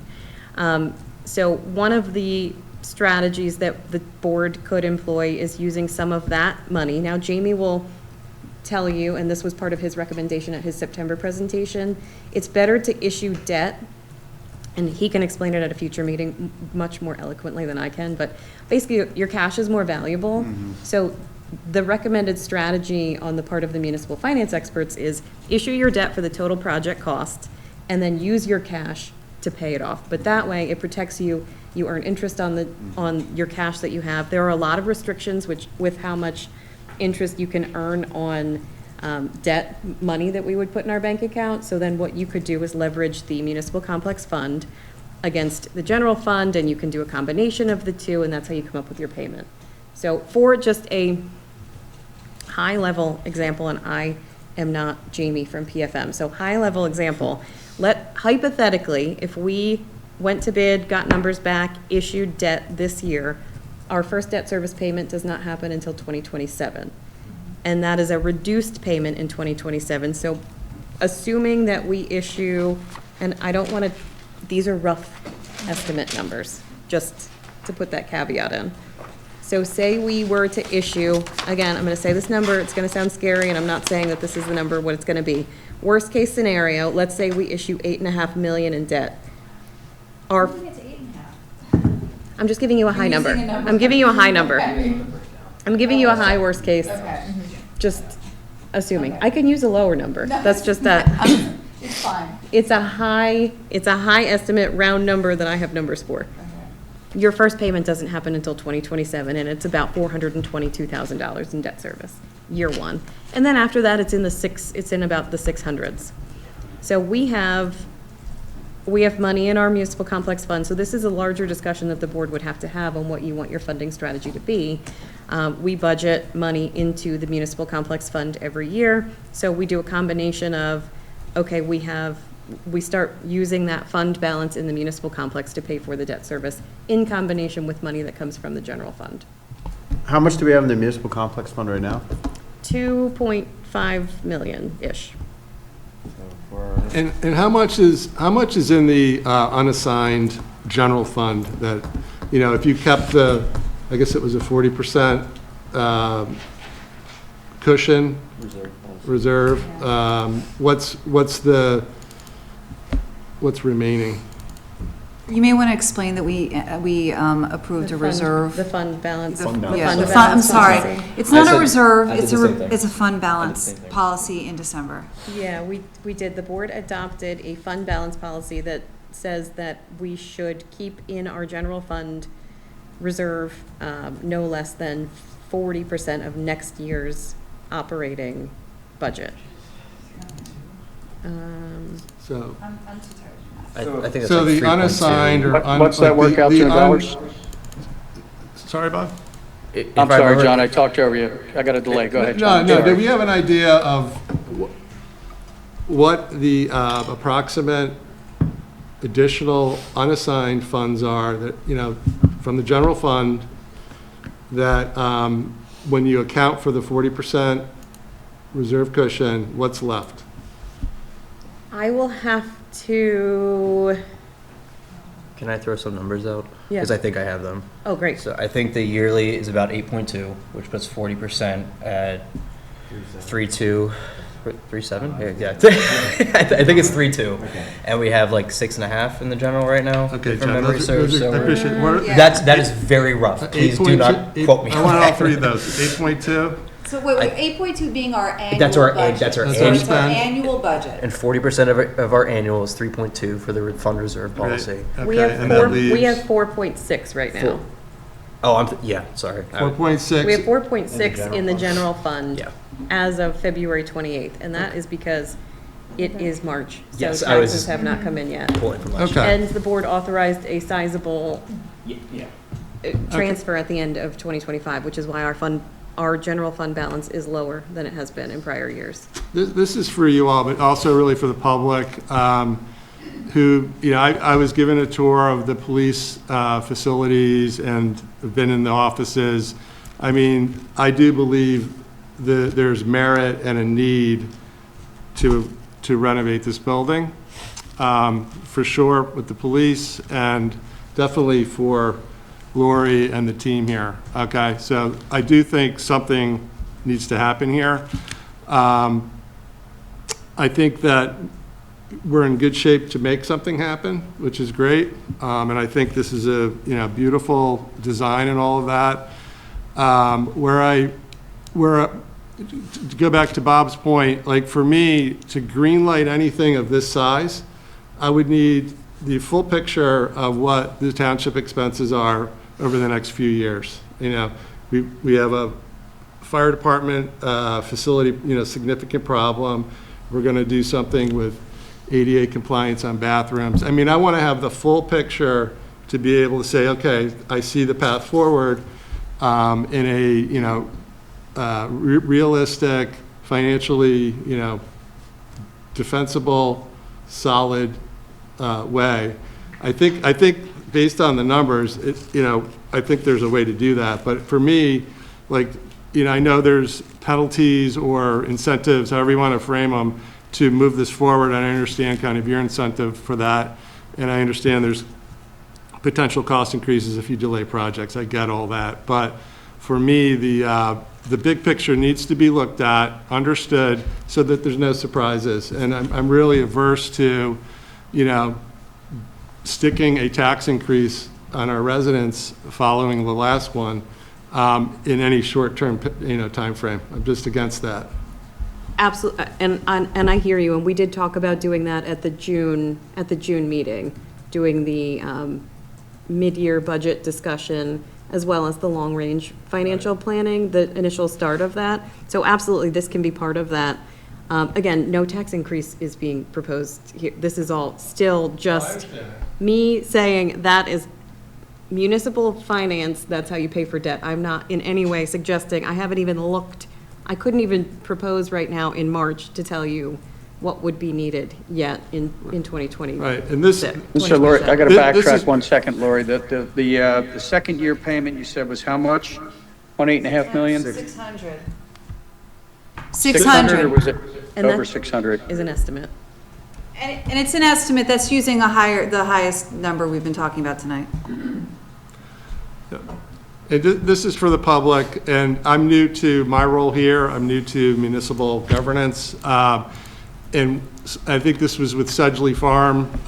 It was brought up that doing the bond approach is great because future residents, it's so that all the costs are spread out over the future of our community. That to me makes a lot of sense. Like something this significant, or Sedgley Farm, isn't just paid for by all of us that are residents here today. It's also, 10, 15, 20 years, it's spread out to the future, people that will enjoy the benefits of it. So that logic, you guys all get it, I'm sure, but just wanted to share that comment. And the other thing I would just add, just to the tail end of your first point about the finances, at this point, what James is looking for is just direction from the board on how to finish the construction plans, nothing, and that's all within the contract and scope that's already been approved by the board. So we're at about 90% completion on the construction document. So that's the direction we're looking for, or that he is looking for, I should say. And then there are several other opportunities where before we would expend any construction costs that the board has approval over. So he's looking for, because at the September meeting, there were questions on whether or not we were going to continue on with the expanded meeting room. So he needs direction on, am I reversing course and redesigning this building, or am I completing the plans with the design that he showed you as the current scope? And then we have our June meeting, talk about the long-term finance plans. We haven't even reached going out to bid at that point, but we'll be closer to it. Closer. And If there's- until we get to bid, where again, the board has full authority to just, if the bids come back higher than you're willing to pay, you just don't accept them. You reject it and you don't do the project, but you have the plans so that you can wait until it's a more favorable market and try again, and you have the construction document. So that's what we're working towards right now. So I don't know if my math is exactly right here, but between the two proposals that were covered tonight, the difference in what the year two and above bond servicing payment would be is about $70,000. It's between roughly $600,000 for 8.5 that you quoted. I dropped it down $1 million to 7.5, and you get 529. That's correct. So it sounds like what we're essentially talking about, would that be that? That's correct. Assuming we don't blow up the project, go with something different, that's a whole different Yeah. scenario. In this scenario, it's, are we comfortable moving forward with the more advanced plan, knowing that it would mean an extra $70,000 in bond servicing payment exactly if we right. go with that plan? That's exactly right. Okay. To nitpick a little bit too, it'd be a little bit smaller because you're not going to pay the 5.3, you're going to pay more than that because in terms of the extra cost to do the design and then waiting an extra year on top of that, it's going to increase. So it's an even smaller difference than 70. It's even less than that. So a question for you, is the 90% completion rate, have we paid everything to get to the 100% rate, or would that be an additional cost? I believe, Lori could correct me, we have held off on billing since about 90%. We might have, like I said, since June, it's really just been me on this project, so Oh, perfect. Yeah, the board authorized back in January of 2025. Was it January of 20? At the February meeting, February 11, 2025, the board approved, now this was the update to the original plan, but the board approved Alloy Fives when they were hired as the architect. That contract was approved in an amount not to exceed $220,250. So we have spent to date somewhere in the 180,000 on that. That sounds accurate. So to do the remaining 10%, how much are we looking at, ballpark? It's The difference between that 220 and 180, 40. Okay, so Yeah. $40,000. give or take, because mine, that is, I'm using just round numbers. Okay. And that was the approved contractual amount. No, I understand. This is a little offline, and maybe you covered it, and I apologize if you had. When a project like this is underway, I remember when the school was built, I mean, there's modular, like where do people work, where do people meet? And are those costs built into the soft costs, or is that separate? We've been having a lot of discussions about what phasing and, ultimately if this project could be phased in a way where there's pieces of it that are built and the internal departments shuffle around. I believe there is potentially a possible path in that direction, but it would likely, it didn't really receive full love from everyone.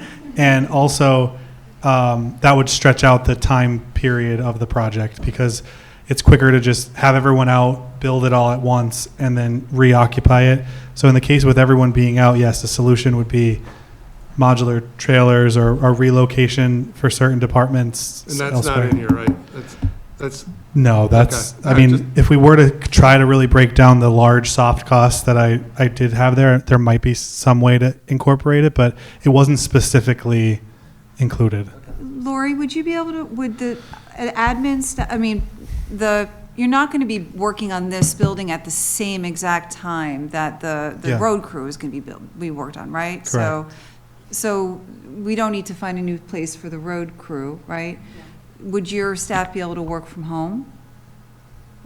Yeah, staff could work from As a way to home. reduce costs? Yes. Okay, so really what we're talking about is whether the police officers need a alternative place to work? And And I Chief, could you think- speak to that? I don't and- think we've ever, Johnny, you've had some really good questions today. I Brian- mean that's not. Brian also is on, and we actually just talked No, about this today. I just realized how patronizing that sounded as I left my mouth. I'm sorry. But we haven't talked at all about I that. think Brian is dying to talk. Oh, Chief, I don't know if it's still currently available, but the one floor of environmental sciences over off of 23 had been vacant for some time, and they were looking for somebody to rent it for short-term periods. So that might be a solution. I don't know. But James can correct me if I'm wrong, but most of the interior walls in the police department are going to move, correct? Yeah. So I don't know if we will be able to work in that environment or not. Thanks, Chief.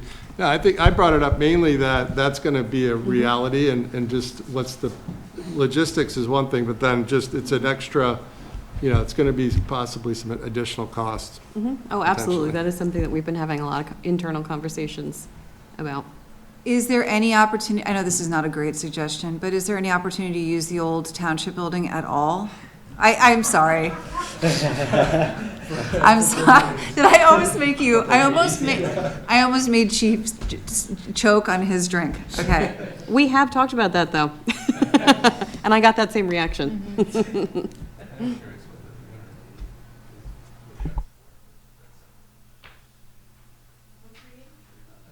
Again, I go back to, I hate to spend any more money, even if it's, we could say it's 90% done, it's another $40,000. When I look at all the other projects that are going to need to be funded, and if we don't yet have a good plan, I hate to keep marching down this road without that plan in place.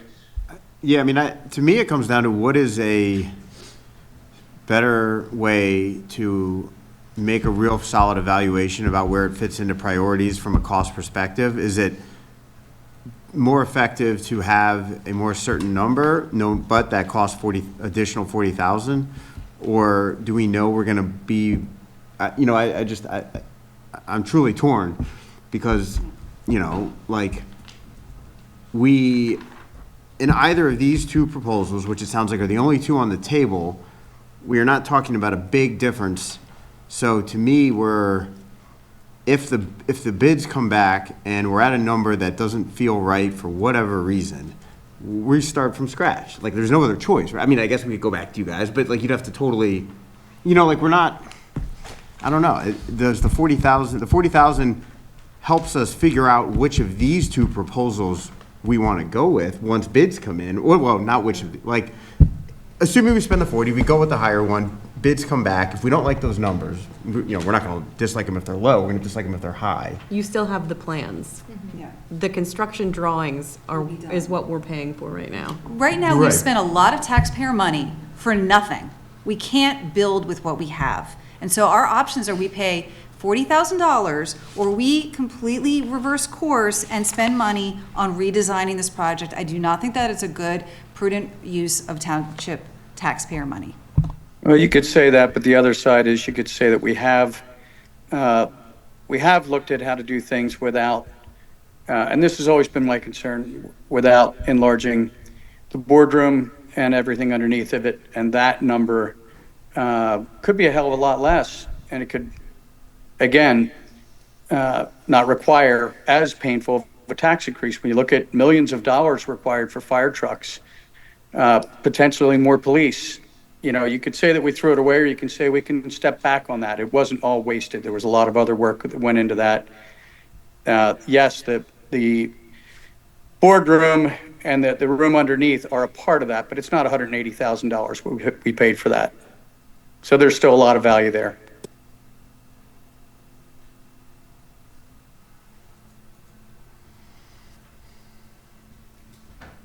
Your comment from the public? Yeah, absolutely.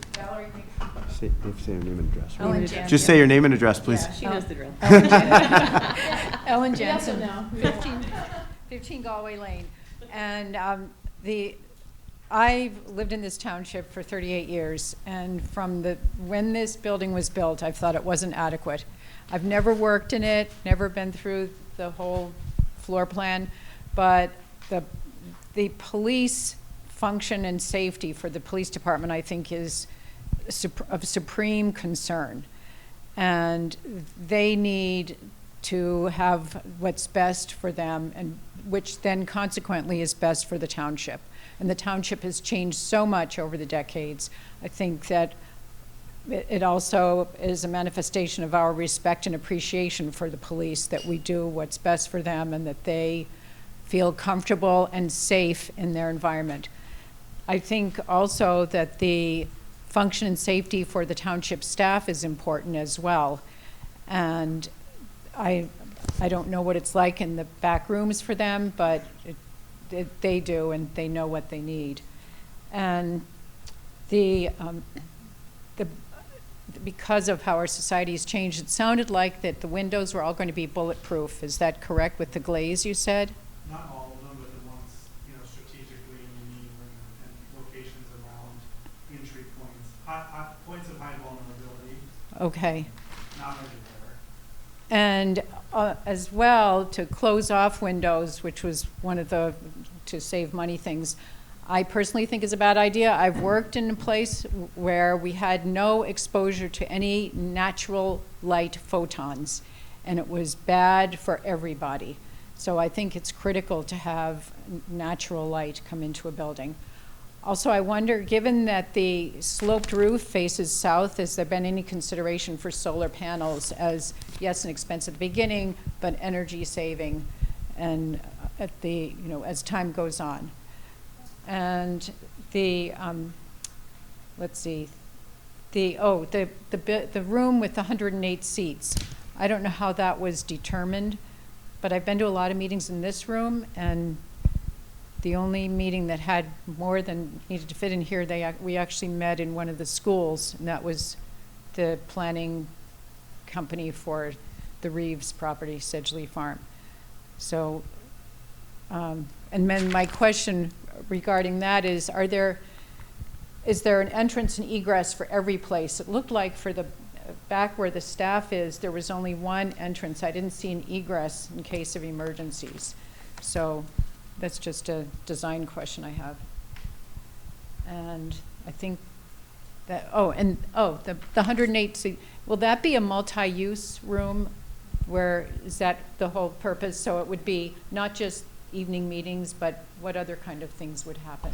Committees, commissions, community groups, any trainings, anything that we Okay. host here. So the community Yeah. would be able to use the space more than able to at this point? That's the concept that has been presented. That would be more people coming in, yet again, a reason to have those safety precautions that you've got with the entry and it looked like there's a window that right now you have to come in and then the person comes to the window and here, but it looked like there's a window that looks out into that entryway area. Is that correct? Yeah. Okay. Yeah. Okay. We, just to address your question, because I really feel like we need to give our staff proper place to work, right? That's really important. We're employers, and it's important. But I really feel like this building needs to be a community asset. That's something I've said repeatedly at these meetings, and why I was pushing for us to not be penny wise, pound foolish in the way that we invest in this building. And with the current design, we would have additional meeting rooms that it would free us up to allow the community to use this space more than they're able to right now with the one meeting room. Which I think is a good idea. I think it will also help people feel more part of the community and the township, knowing that they can meet here. So those are, I think that's my list. I can You had some questions, though. She had some Yeah, I can questions. answer the solar question. Someone might have to remind me what the other question was, but the plans include ensuring that the building is prepared for solar, so it will be set up to allow for solar, but the current plans do not include the purchasing of the solar panels. But the building will be set so that we could install them if the board chose to. And is there no longer a rebate for solar? Is that completely gone? I don't know if it's completely gone, but definitely another thing different climate. Yeah. And regarding financing, are Accesses. I receive emails frequently from the Chester County Commissioners and also from our local representatives about grants being given. Are we eligible for any of those for this project? So we have, yes, we will apply for anybody who will let us. We will try. So we did already get $350,000 just at the end of 2025. We got that award from the state.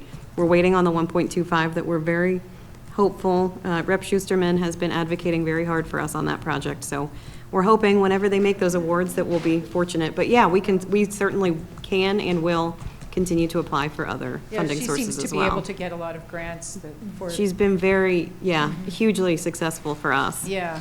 Yeah. So I think that's it, but. I think it was just the My two. primary was the police. And we do have two. And the admin area does have two separate. It does Yeah. have an entrance Two. egress. Yep. Okay. Yep. I asked for a slide out my window, but he didn't give me that. Thank you.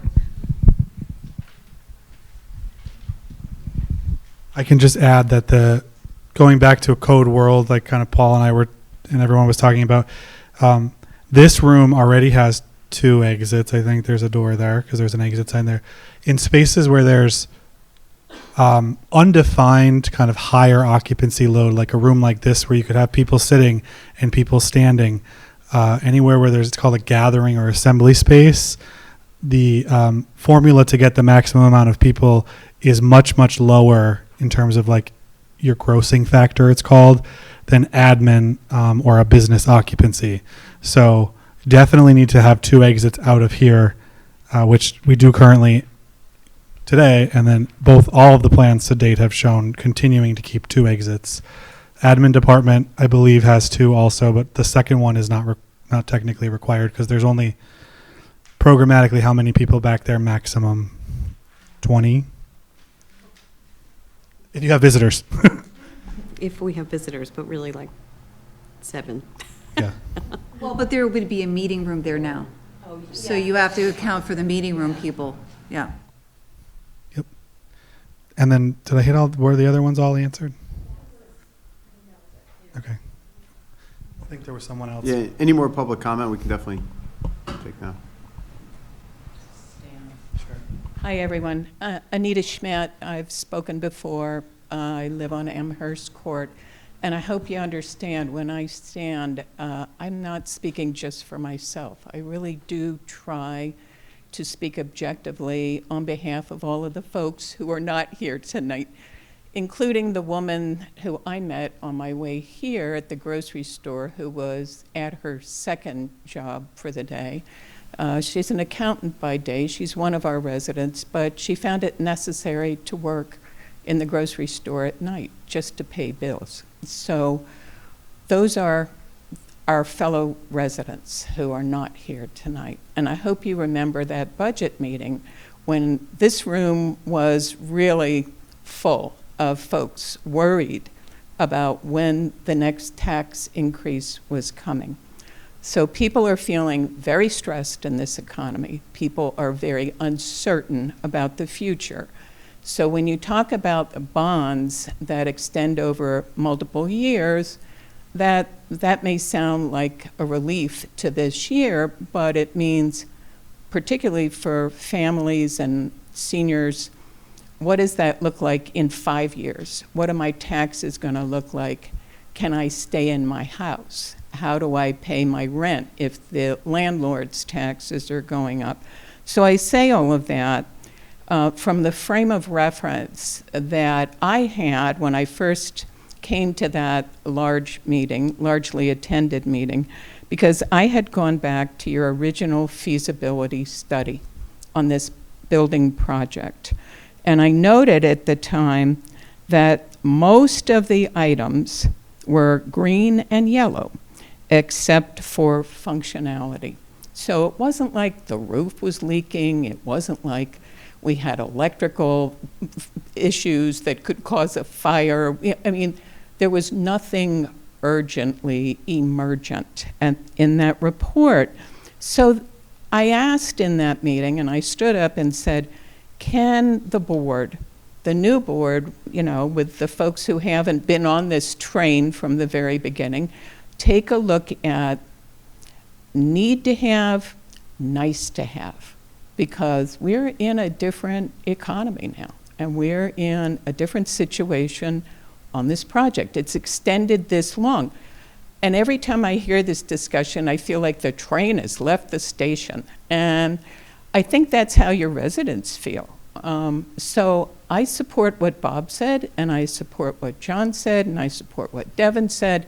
Let's have a town meeting, and let's do it soon. I really appreciate the handout tonight. I don't know who all did it.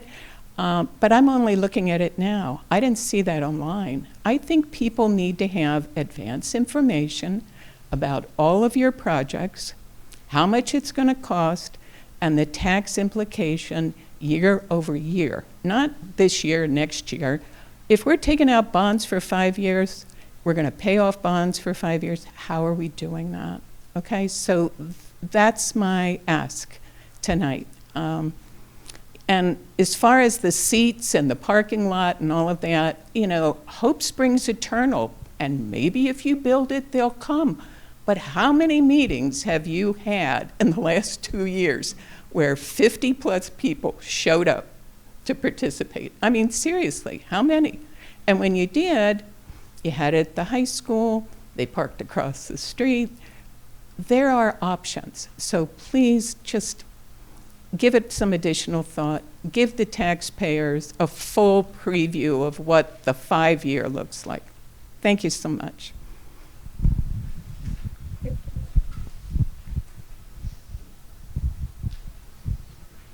Any other public comment?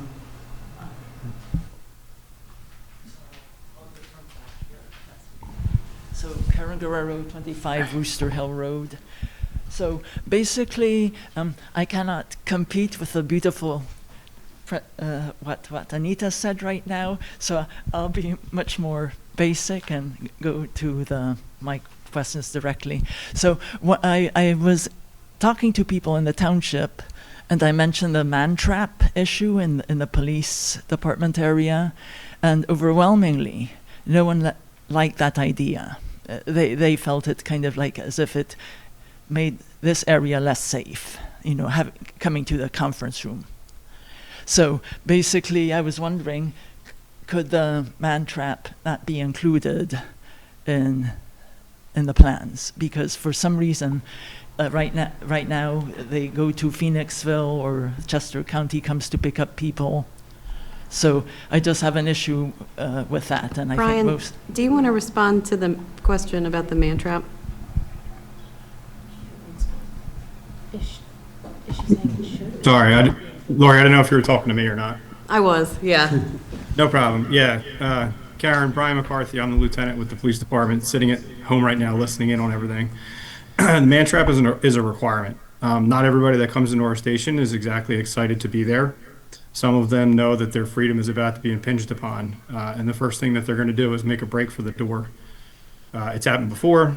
We don't want it to happen again. So that man trap is a delayed door system that gives us the ability to contain that person within the building, because not everybody that comes in, most of them, we don't want them getting back out. We're also accredited.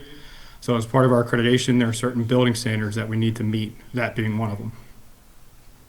So it isn't a detention area where people will be staying overnight.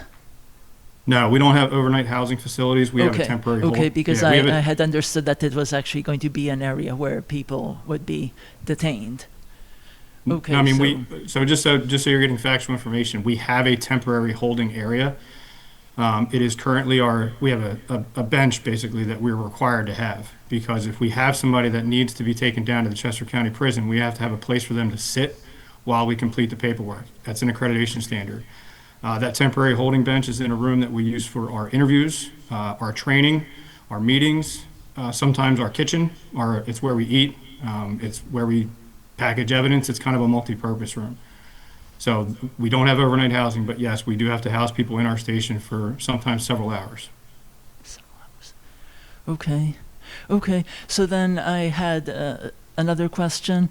Right now we have the 2.5 million in the municipal complex fund. Couldn't that be used to take care of the code violations and even provide a small expansion for the police department, rather than making it a larger project, especially since there's another building at Sedgley Farm that needs to be renovated eventually, that could maybe become the administration area for the township. So basically an office there for the administration, and then the police takes over this building. I can answer the Sedgley question. The other one is a larger discussion for the board, I think, but the township used open space funds to purchase Sedgley Farms. We are prohibited legally from relocating municipal facilities to Sedgley Farms. That money Even though there's a building there. That's correct. That's Okay. correct. So we cannot do that. But it could be used like for a nature center or something like that, or not even that? It would depend. It would depend what we can do with it. If the township retains that that's a larger discussion that I can't really answer that question right now, but we cannot relocate and use an open space property for our municipal facilities. I don't really want to opine on what the township could potentially do with that from a public benefit standpoint.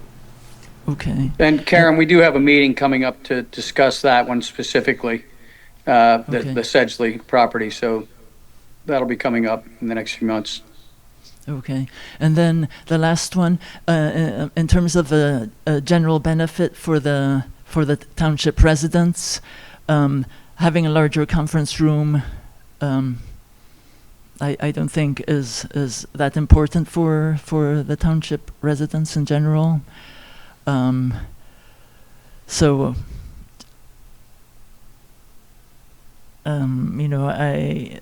principle, since our taxes would be increasing eventually,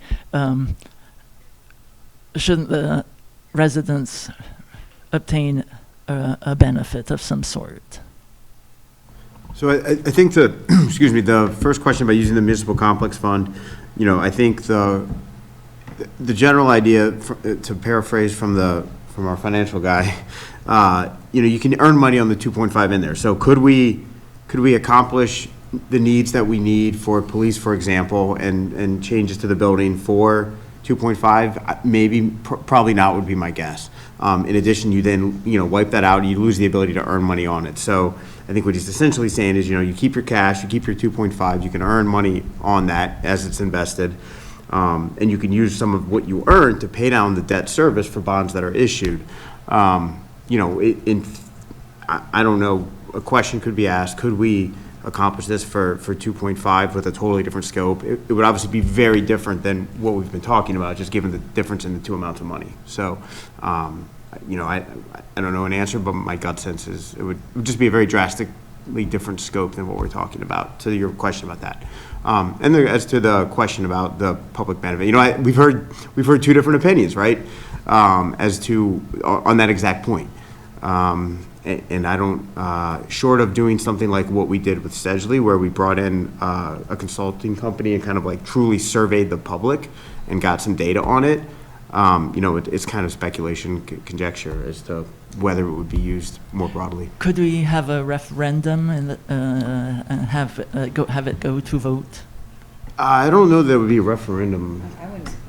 We could, I think, if we decided that this was a big enough project that we wanted to get the public to weigh in, but that might be overkill. It might be good to, and I think, Anita, you brought up a town hall, and I think everybody I've talked to that's been coming to me says, you know, we want the police, we want the fire, to have everything they need to be compliant with their codes, to have health and safety addressed, to make sure everything's efficient. We want our office to have the same thing. We want the roads. We want everybody to have the needs met. It's a matter of, you know, when you really look at the finances coming down the road, I think the public needs to weigh in of, you know, what are the priorities? What is a screaming need, and what would be nice to have? And I agree that, you know, I have major concerns of opening the building up so we can get township community events in the building. That has a lot of things that we haven't discussed that are tied to that, that could be a net negative.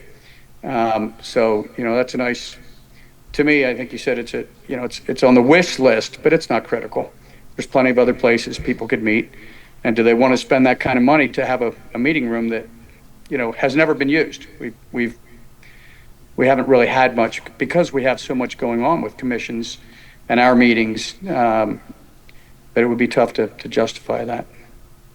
But we do want to meet what the police need. We want the fire to have what they need. We want Lori and the staff and the roads, everybody to have the needs met. I think it's just a matter of looking at this again from a 5-year picture and saying, what is it going to cost to meet the needs for each different category, and then get in front of the public with what that's going to mean on a tax basis. That's what we haven't done in the past. We have to fall on the sword. We fell asleep at the wheel last year, and at the very last second said, holy cow, we're in distress. Here's a tax increase. We're trying to avoid that. I was about to say something, and I feel like I'm just going to be repeating what I've been saying. We've had over 15 meetings about this since I became a supervisor in 2021 on municipal complex. I understand people's perspective that we should, like having a town hall, Anita. This is a public meeting. We advertised it. This is the opportunity for the public to come and talk about this project. We are not trying to hide anything. It was advertised on Facebook. It was advertised in the email blasts.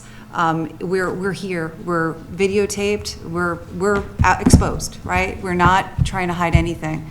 I have talked about the use of the meeting rooms for the public since we started talking about this project, so that's not a new concept either. The fact is that this board, and with the exception of the 2 newly elected supervisors, voted to move forward with this project back in February of 2025. And I think we're at the crossroads where our decision tonight, and we're not voting, but we do need to give direction as how we're going to vote, or what we're going to put on the agenda for the next public meeting is, do we spend the remaining $40,000 that we agreed that we were going to spend at that point to get an actual plan that can be bid out and built, so we really know what money we're talking about, or do we stop? And I don't think it's a good use of taxpayer money that we've already spent to stop and to now and to end up with nothing as a result of all this effort. To go the other direction too, you can spend $40,000 now and finish this up, and then go back and change the scope later and do something else. But to stop now, $40,000 short, 10% short of, not 10%, probably 5% short of where we are on what we spent and get nothing out of it, just finishes up, is my opinion. If we really want to change scope, we can come back and change scope later. We can come back and redesign things from the ground up, but we still have the first plans if we want them. So that seems to be the sensible thing to me. Thank you. I've heard that position before, that we've had umpteen meetings, that we've had decision points, that people have had opportunity.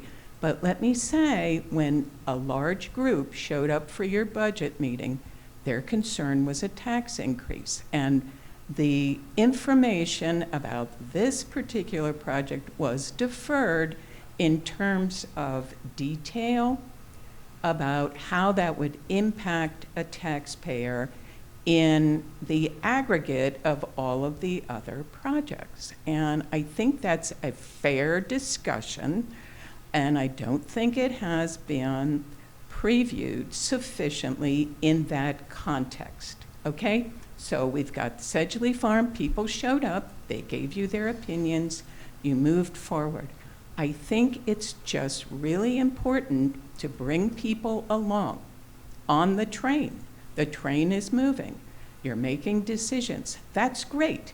But when it impacts somebody's tax bill, they're going to come back to you and say, we didn't know, okay? Because this isn't the only project you have. There are priorities for the police. I want people to be safe. I want the officers to be safe. Anybody they bring into that office, I want to be safe.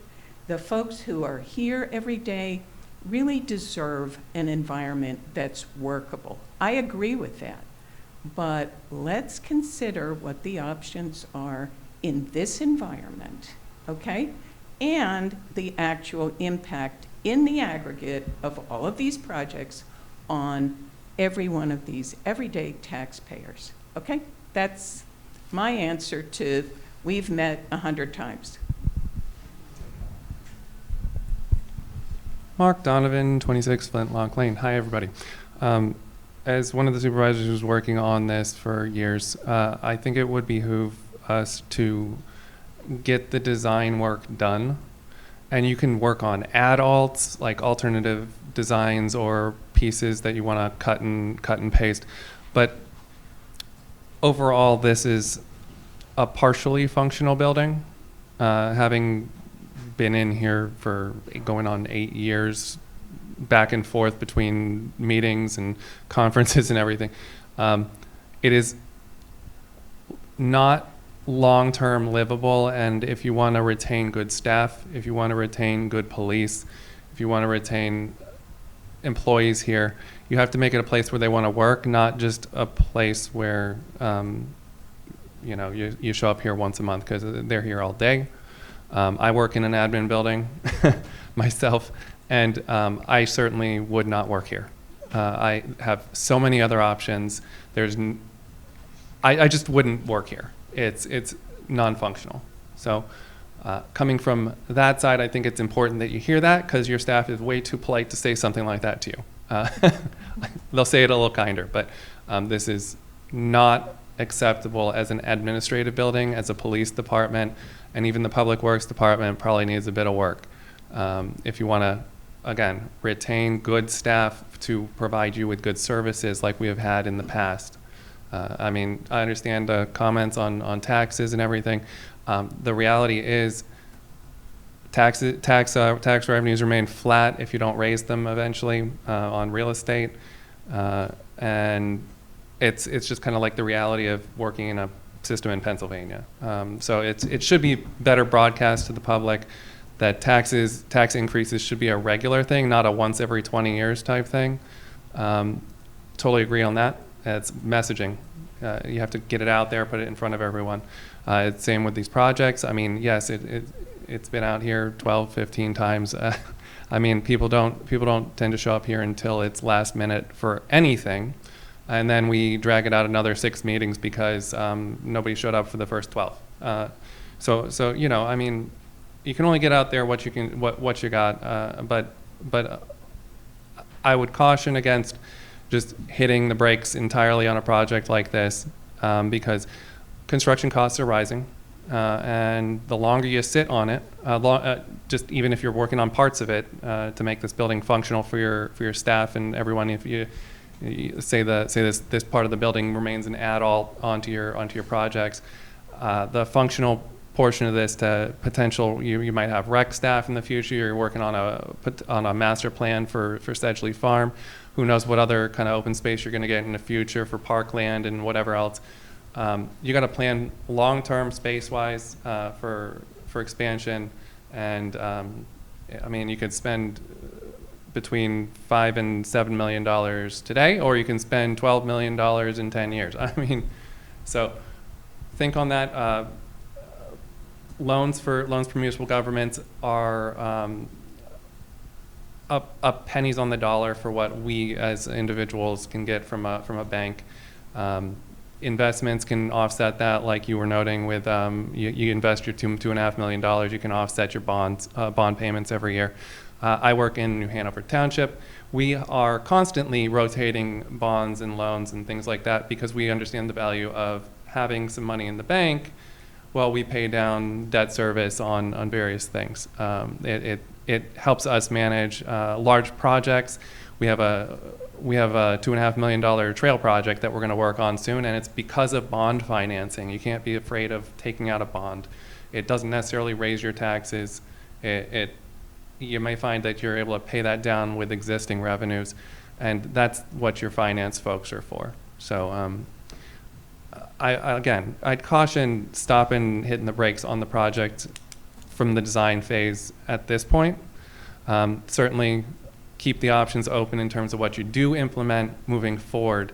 This has always been a project where we have the flexibility to do like the main non-functional portions of the building, and then the nice to haves like this room can be longer term stuff. It's a little underutilized. I mean, we have HOAs come into New Hanover all the time using the room on a monthly basis. They bring in their whole HOA because they don't have any space necessarily in these older HOAs. They come into ours, and we offer that space. It can be either a nominal fee or it can be free. We offer it free, but it's don't stop good work for the sake of misconstruing what the actual goal here is. It's not just fixing up an old building. It's fixing up an old building so you can maintain long-term services. So, thank you. And like I said, I appreciate everybody's comments on the taxes, on the money this costs. But there are ways to finance this and keep it affordable. Talk to your finance folks. They will get you there. PFM is fantastic. Thank you. So James, I've got a quick question for you along the lines of what Mark was just saying. If we decided to finish this and go out to bid to say, look, we'd like to get pricing on this as a project that addresses all the police needs, the admin needs, without adding in the training station below and blowing up the boardroom and putting a bigger room, can we get both of those prices without, I mean, do you have enough in your scope that we could break that into two options? No, not in not what's been currently approved contractually between us.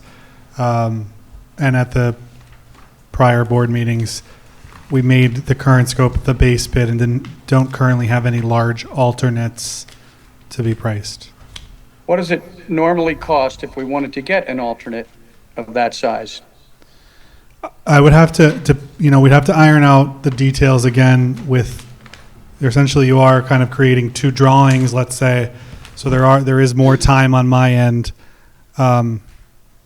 I don't know if it would be that full estimate that I included in that scenario for a design change, but it's the last round where we sort of moved things around. We reallocated design fee that we were putting towards the historic building because that was previously in this project coming out of the feasibility study.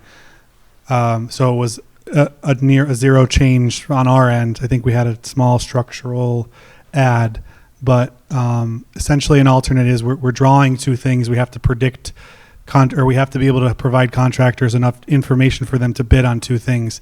So it is like having two sets of plans done. And if I understand. Go ahead, I'm sorry. You finish, you can finish, Bob.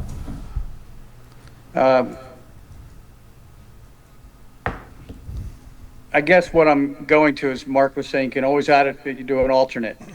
But if we go down this road, spend 40 more and say, holy cow, we can't afford this, once we looked at all the rest of our expenses, then we've got to look at this and say, okay, the alternate is going to have another fee on top of that. And I guess I'm trying to get an idea of what that fee would be. You're saying it may not be that as large as this one, but do you have a range of what that fee would be if we tried to put an alternate option in there? I have provided in the presentation, a range of a fee for kind of like going back 6 steps. And I think that was depending on the final scope, which that sketch had many problems to it that were never studied. I had provided it would be a $60,000 to $100,000 change to go back. The alternate, we'd have to sort of also iron that out. I can't say off the top of my head. I don't think it would be that exact range, because we're kind of keeping what we have done already and not necessarily like totally reverting back. And there are probably some things that might be able to stay the same, but to get an accurate understanding of what exactly stays the same in both of those scenarios would be my first task. And then deciphering that number would be on what's totally different, and that needs to be done only for the alternate. I mean, I think the other thing to keep in mind is that if we're talking about the bond servicing costs per year on these two different approaches, we're talking $70,000. You know, like I think if we want to look at alternate options from a cost perspective, it's something totally different than either of these projects. But both of those projects involve a new boardroom, if I'm not mistaken. Just the second one involves disturbing the ground below to expand that. So it is something very different that I'm looking at. And maybe, Well, second one, but it's not just we have to if this room is getting any sort of, that's what James covered earlier. I just want to make sure we're clear on the differences there, but in order to get any sort of expansion to this room, you have to dig down to the police level, basically. I'll use that instead of. So that was where that came from at that discussion. We're already having to dig down to the subgrade and doing all of that foundational work. So that's part of the difference there. So it's not as simple as just do an expansion up here and nothing downstairs. That's where I'm going with it, is that early on, and a lot has changed, James, over the last couple of years with, with just in the world, right? And our position financially has changed.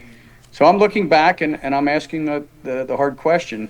Lori mentioned if we try to change anything in the boardroom without touching the ground below, I'm suggesting we look at this and at least, talk about it, that we don't do anything with the boardroom, that we want to take care of the people in their offices upstairs, downstairs, the roads, but we also want to take care of fire, open space, sidewalks, all the other projects. Where's that money going to come from? Is this on the wish list to have a bigger boardroom, which means a massive parking lot, which we have an average, I've heard people say you have an average of 15 or 16 people, at a meeting. And this is one of the more important meetings. I ask you, how many people do you have in the room right now? Do we really need 108? We may not have to touch the boardroom is my question. I hate to go down the road and say, let's finish, with another $40,000, a project that's highly unlikely to be able to be funded without serious tax implications. Well, so do we save that 40 and say, maybe we should drop back and have a deeper discussion after we get all of the other numbers in and see what the tax implications are? I would be curious to know what the cost would be. There's probably a million reasons that this is not as easy as it sounds, but if we just cut off the boardroom part of the project, do everything on that side that we talked about, is it relatively easy to get the costs that, for that, given that it's not really changing this whole plan, it's just kind of chopping it and only looking at part of it. So maybe we can spend 10 grand to get that number, and maybe that number is 4 million instead of 8. I don't know, but like, would that be conceptually like not too expensive to do? I mean, any sort of, there's a difference there in terms of like, is it a study in terms of what we did in a layout where we don't really study it to the level that, construction document approved project would be, and we can give you a rough estimate based on, a sketch? Or is there like a true scope change where our contractual agreement changes as to what the understanding of the scope is, and then that, that's kind of the differentiation between those two. Of course, we could kind of look at like the same level as what we did in December and February of last year and give you a rough estimate. But before we really get into it, and it can be, if that's something, the route that this project goes, we won't know every single implication until we're technically allowed to study it officially. Bob, what is the, do we have a workshop, or do we have anything on the calendar to do the actual 5-year plan and actually? June. Okay, so that's June. So we're what, 90, 100, 120 days? I mean, we've been on hold. Production from us, I think we've all kind of gotten like, don't pump the brakes. The brakes are pretty pumped from our end. We haven't looked, actively been drawing or looking at the drawings other than what's needed to sort of progress this conversation for 7-ish months. So by any means, I don't think I think the train is moving. It hasn't left yet. We'd like to get to a point where we could, have more informed numbers to guide that train ride, let's say. But on our end, we've already sort of been on hold. yeah, Or on. I got it. But I don't see the harm in, like, let's do the 5-year plan. Let's look at, anticipated costs, not for the building, but for fire, police, roads, admin, all of it. And let's work with a wide lens, full picture.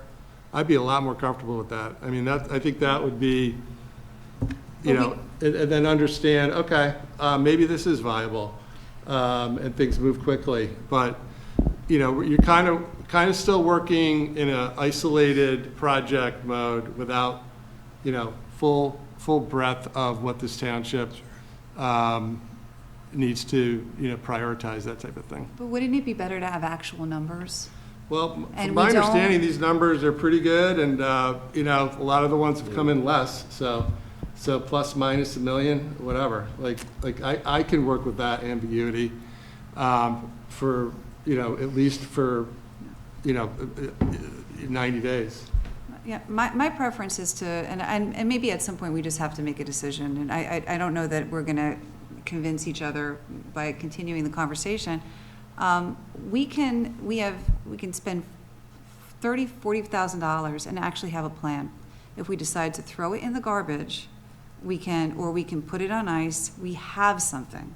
We actually have something that we can build. And I just don't, I think it's not a good use of taxpayer monies to not actually have a buildable plan at this point. Again, we're not deviating from the course that we've been discussing this for such a long time. This is such a strange departure from where we've all been.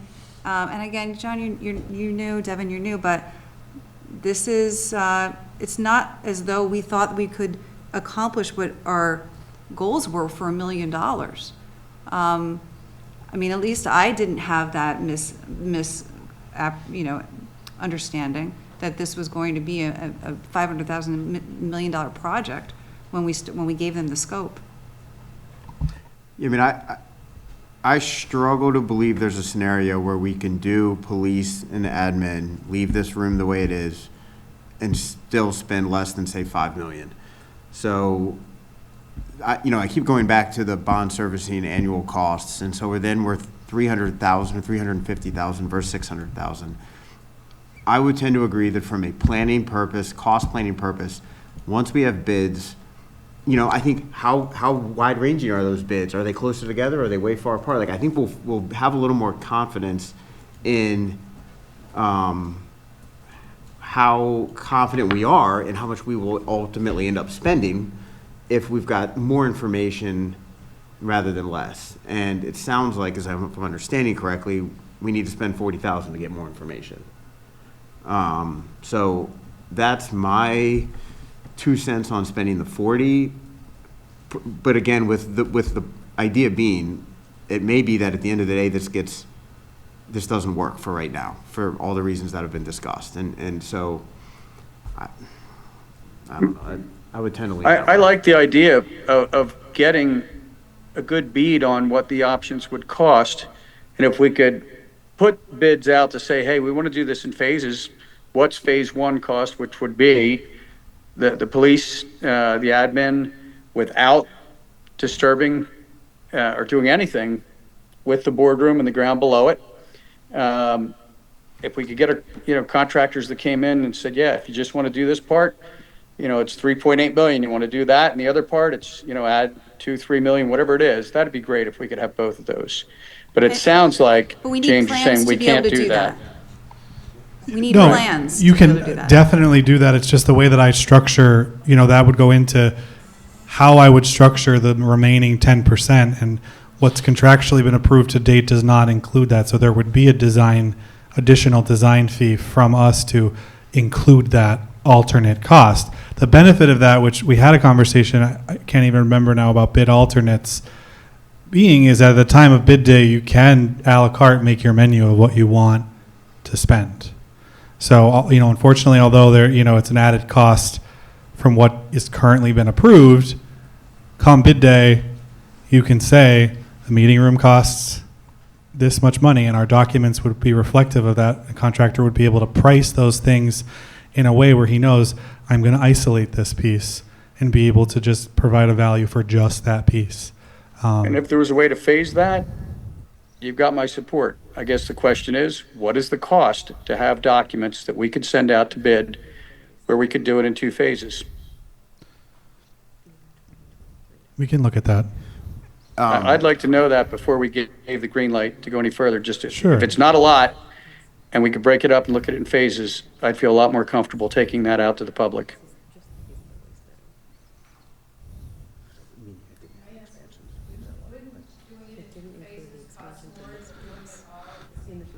There are.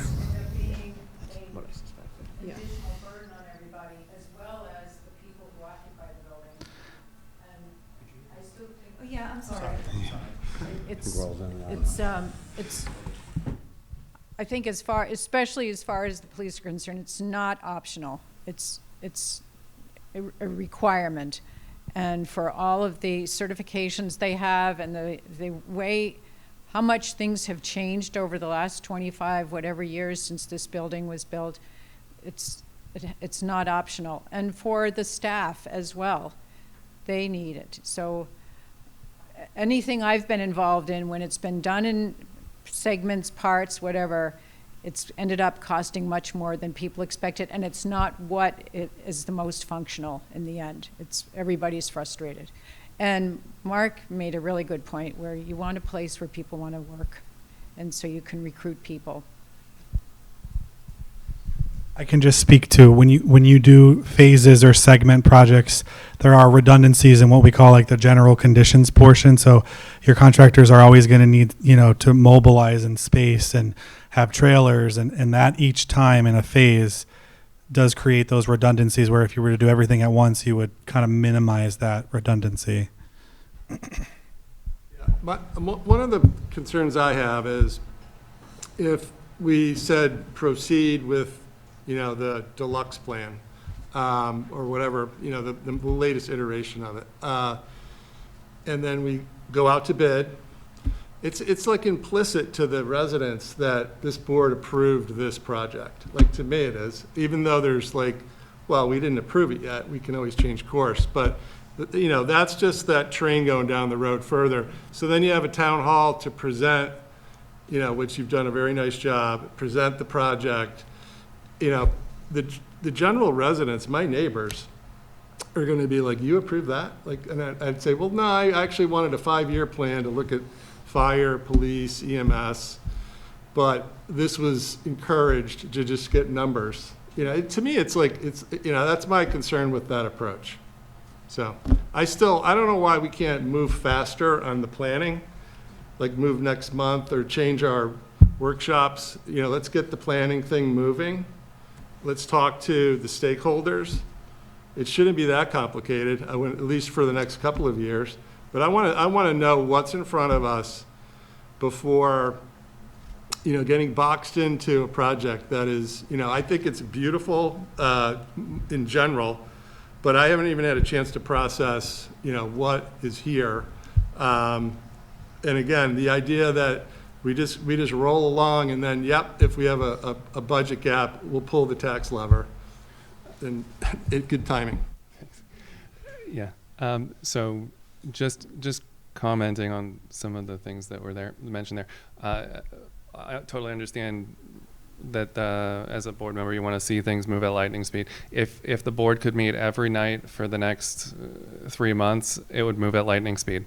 Otherwise, you have to wait on staff working in the background to ensure that everything's in place so that when you guys show up, it can turn over. So respecting everybody's time and not wanting your staff to work 24 hours a day, 7 days a week, I would say June is an ambitious timeline for getting that kind of stuff in place. I work in an office doing the same thing. It does take a lot of time, and it's not the only project on the books. So that's respectfully, June is lightning fast for working in local government. So that said, I think the 5-year plan stuff is great. Just overall, like it's good to have your plans in place and understand what you're looking at in the future. I would just caution that remember, every 2 years there is an election, and who knows what the board in 2 years is going to do. You know, it's same when I was leaving. You know, who knows what the board's going to do. So always take those longer term plans with a grain of salt. Working in local government or being a representative on your local board, 2 years from now, the board could flip over, and who knows what they want to do. So that all noted. I want to I just want to put out there, I'm a resident, I pay taxes. I would like to see this building upgraded all the way to the end of the project. I want to see a long-term plan that you don't have to touch for 50 years instead of something that you're going to have to come back here in 5 years and build an addition, you know. So rather than maybe phasing, just understand that it does cost money to run a township, and it does cost money to keep good people. Thank you, Mark. I think I'm just going to kind of provide my thoughts at whole right now. I think police is important, incredibly important. I have no idea whether there's studies on whether the addition of a Wawa increases crime rates or not. We certainly know way more people have guns now than had guns 5 years ago. Did you not think the meeting was controversial enough? Where I'm going with this, though, is I have no problem standing on the fact that making sure our police are as operationally sound and supported as possible as a top priority of the township. So I think standing on that from a messaging standpoint, I think when we have our 5-year plan, that for me would go number one, most likely, So I think that makes sense. If it costs an extra maybe 10 grand on top of the 40 to get that kind of additional bifurcated or chopped up planning, so we might be able to, when we go to bid, say, hey, give us not just the whole project at once, but give us just that side and without the meeting room, and then give us the meeting room. So if there's a not too excessive cost to having that additional work done, I think that makes sense, because it again gives us the ability to show that we are balancing the concerns of the cost and raising taxes with the priorities that we believe is reflective of our taxpayers, which I think most people would agree police is as high as it gets, and supporting our staff here. Those are my thoughts. I don't know if that helps directionally at all, but that's how I feel. Maybe be helpful to ask Lori what she needs. This is not a voting meeting, but what do you need from us from this meeting? Because we will have to vote at a future meeting, and you need to understand how we're going to frame that on the agenda. Yeah, I'm looking for direction on exactly what you said. So what is the item that you would like on a future agenda for a vote. I mean, the item that's outstanding, what we are going to need a vote on is the scope of the project. So what would you like from me in order to get us there? Yeah, the question really that is before the board right now is the contract that's been approved for James is for what has been, Well, for one of the two. there's only one. Right, so. Yeah, there's only one option. So are we going to is the board going to finish the plans in accordance with the contract that we already have in place? Or is the board asking James to tell us how much is it gonna cost to change the contract? Would it be reasonable to say those are two separate questions? 'Cause we're really, you can do either or. I don't think they're dependent on each other. We Yeah. could finish this plan and then we can change the scope. So maybe that's the move. We have two different votes, one for each. Yeah, I like that idea. The change in scope will be contingent on whether or not we finish the current plan, because that would change what the ultimate scope is, but it is functionally two different decisions. Yeah, so I can see someone saying, I would be willing to vote to continue the scope that we approved, and voting no, I don't want to pay James an additional, and I know I'm not, $10,000, whatever it is, to give us other plans. Or I could see someone voting to say yes to both of those things. Or I could see someone voting no to both of those things. And I think that does make sense, that those are two independent questions on an agenda. Okay, so I can, for the next agenda, I can put those items on for a vote, but do you need anything between now and then in order? I think we need a quote from James of what another option would be that doesn't involve tearing down the boardroom and touching the ground below it. Work within the framework of the walls that exist. Well, that would be so you're asking for a proposal on what it will cost in order to get that information? Yes, not to authorize it, just to get a quote. I'd like to have that in hand and then discuss further.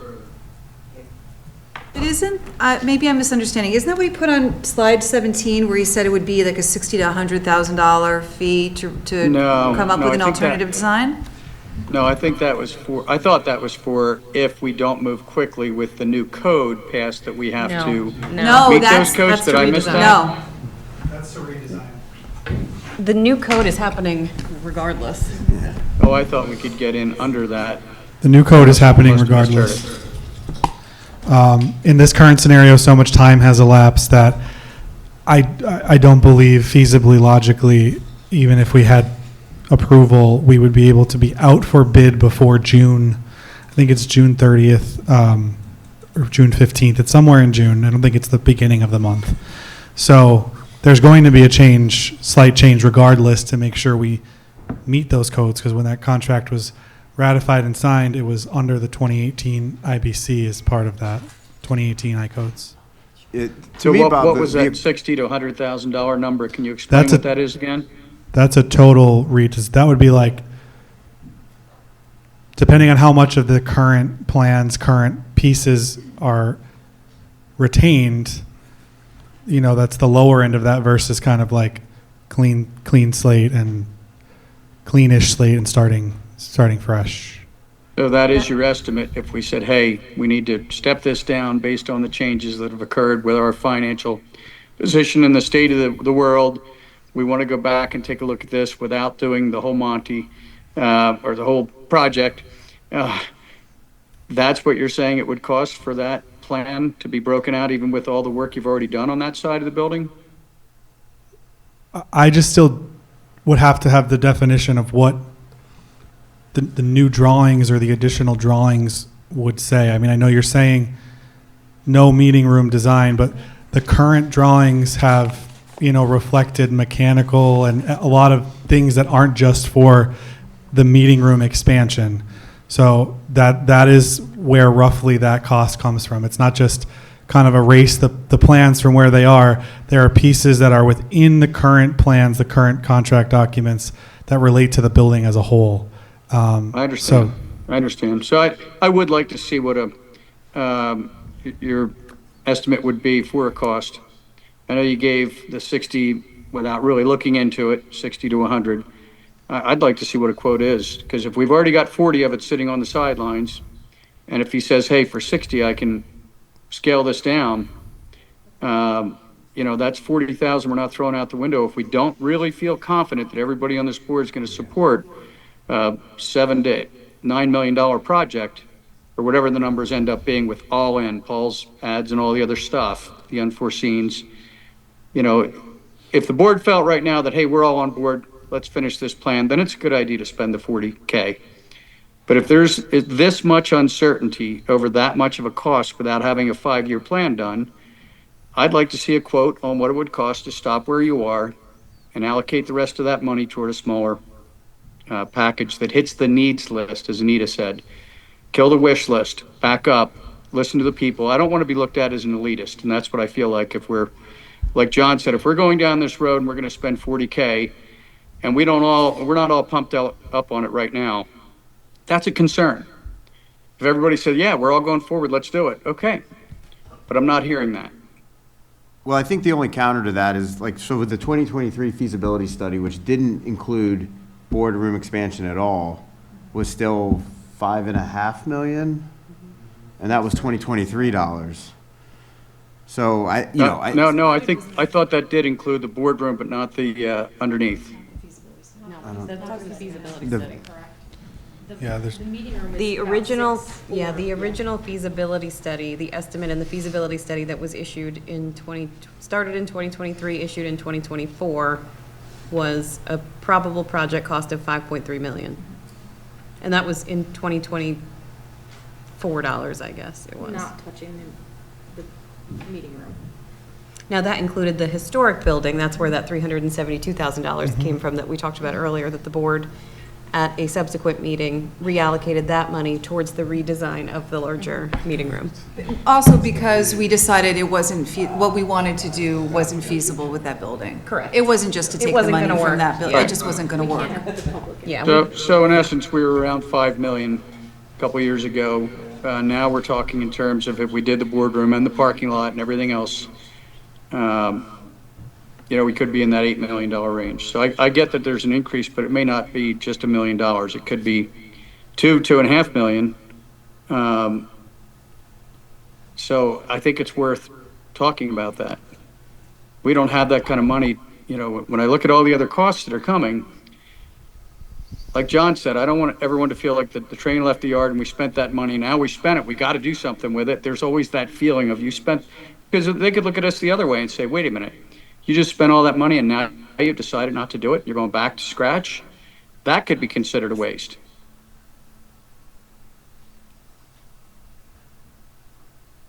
The extra 40K may not have to be spent. So I would like to see what a quote would look like before we vote on this.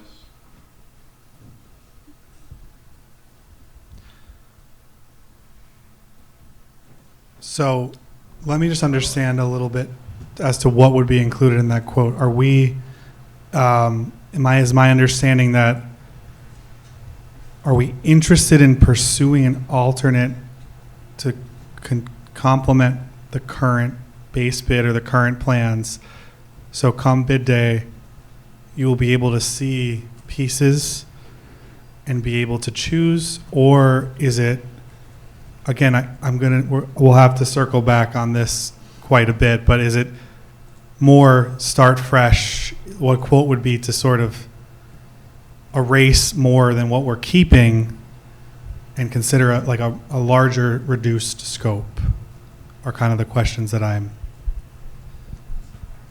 would need answered to provide that Bob, proposal. correct me if I'm wrong, but I think what you are asking for is a quote from you on developing plans, drawings, for everything except this room and whatever you had planned beneath it. Correct. Yes, I think I can do that. It is a bigger question, though, of what that means for the rest of the building. I don't know if I could get you some sort of idea, maybe, but like I said, there are pieces that would have to be looked at globally across each floor, and how that ricochets across, each piece of the project. Like the mechanicals. Mechanicals, Yeah, the mechanicals. Roof lines, all roof that. lines, spaces like admin, pieces of the admin department, pieces of the police department, that would change based on kind of eliminating that. So we're not asking you to engineer that now, we're asking just to get a quote of what it would cost if we gave you the directive to engineer that, or to put that together. Yeah, no, I understand that. But the way that I would generate that is based on understanding of what the actual scope of the project is. Yeah. I can't give you anything more concrete than an estimate, not a full proposal. If you looked at the proposals that we've given before and the contracts, it's based on certain pieces of scope. So it's a little bit longer of a discussion, First contract was 220. Yeah. Lori, we don't need we don't need a unanimous vote to direct you to add an item to the next business meeting's agenda, do we? I want to see a vote. Oh, your microphone's I want to see an agenda item on the next business meeting's agenda on a vote to proceed or not proceed on this scope. And I want us to vote on it up or down. Okay. Thank you. I'd like to see a vote on getting a quote, so that if we didn't spend that 40K and we put it into a smaller size project, what that quote would be. And I think that's important to get started on, to give us a proposal. Without doing any engineering, but I get it, we'd have to do a walkthrough to see what changes, but I don't see the public receiving this well if we have things on the wish list that aren't necessities. Not the way things are going, and I know we started meeting on this years ago, but a lot has changed. A lot hasn't changed, Bob. We were always talking about buying a fire truck. We've been talking about buying a fire truck since I became a supervisor. This is always going to there's always going to be a multi-million-dollar project. This is not new.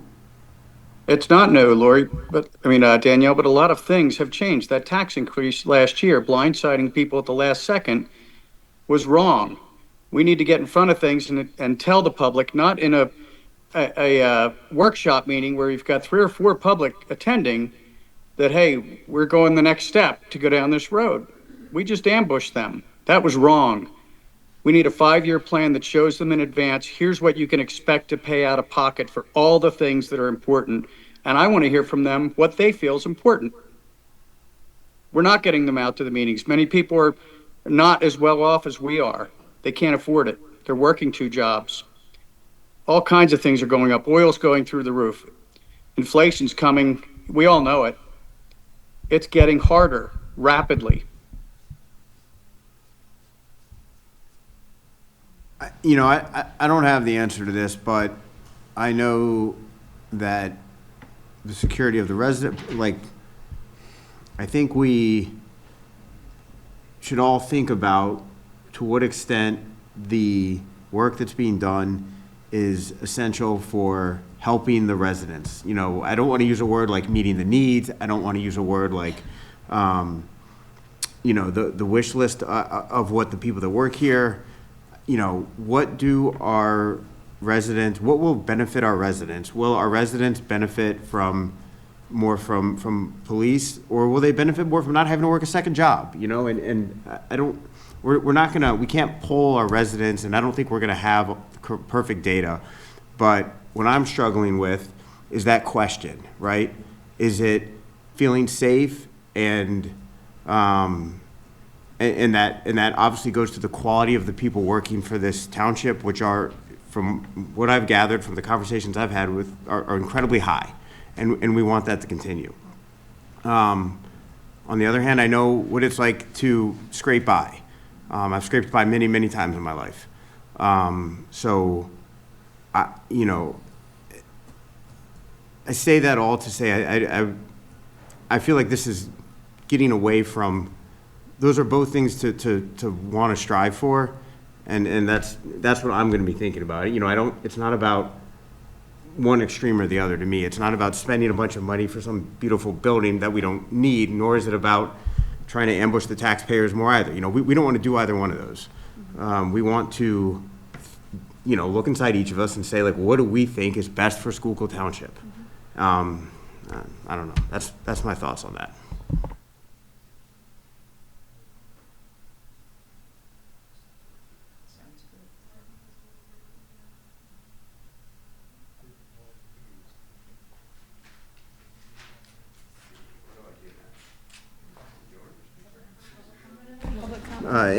Any public comment outside of the public comment we've had?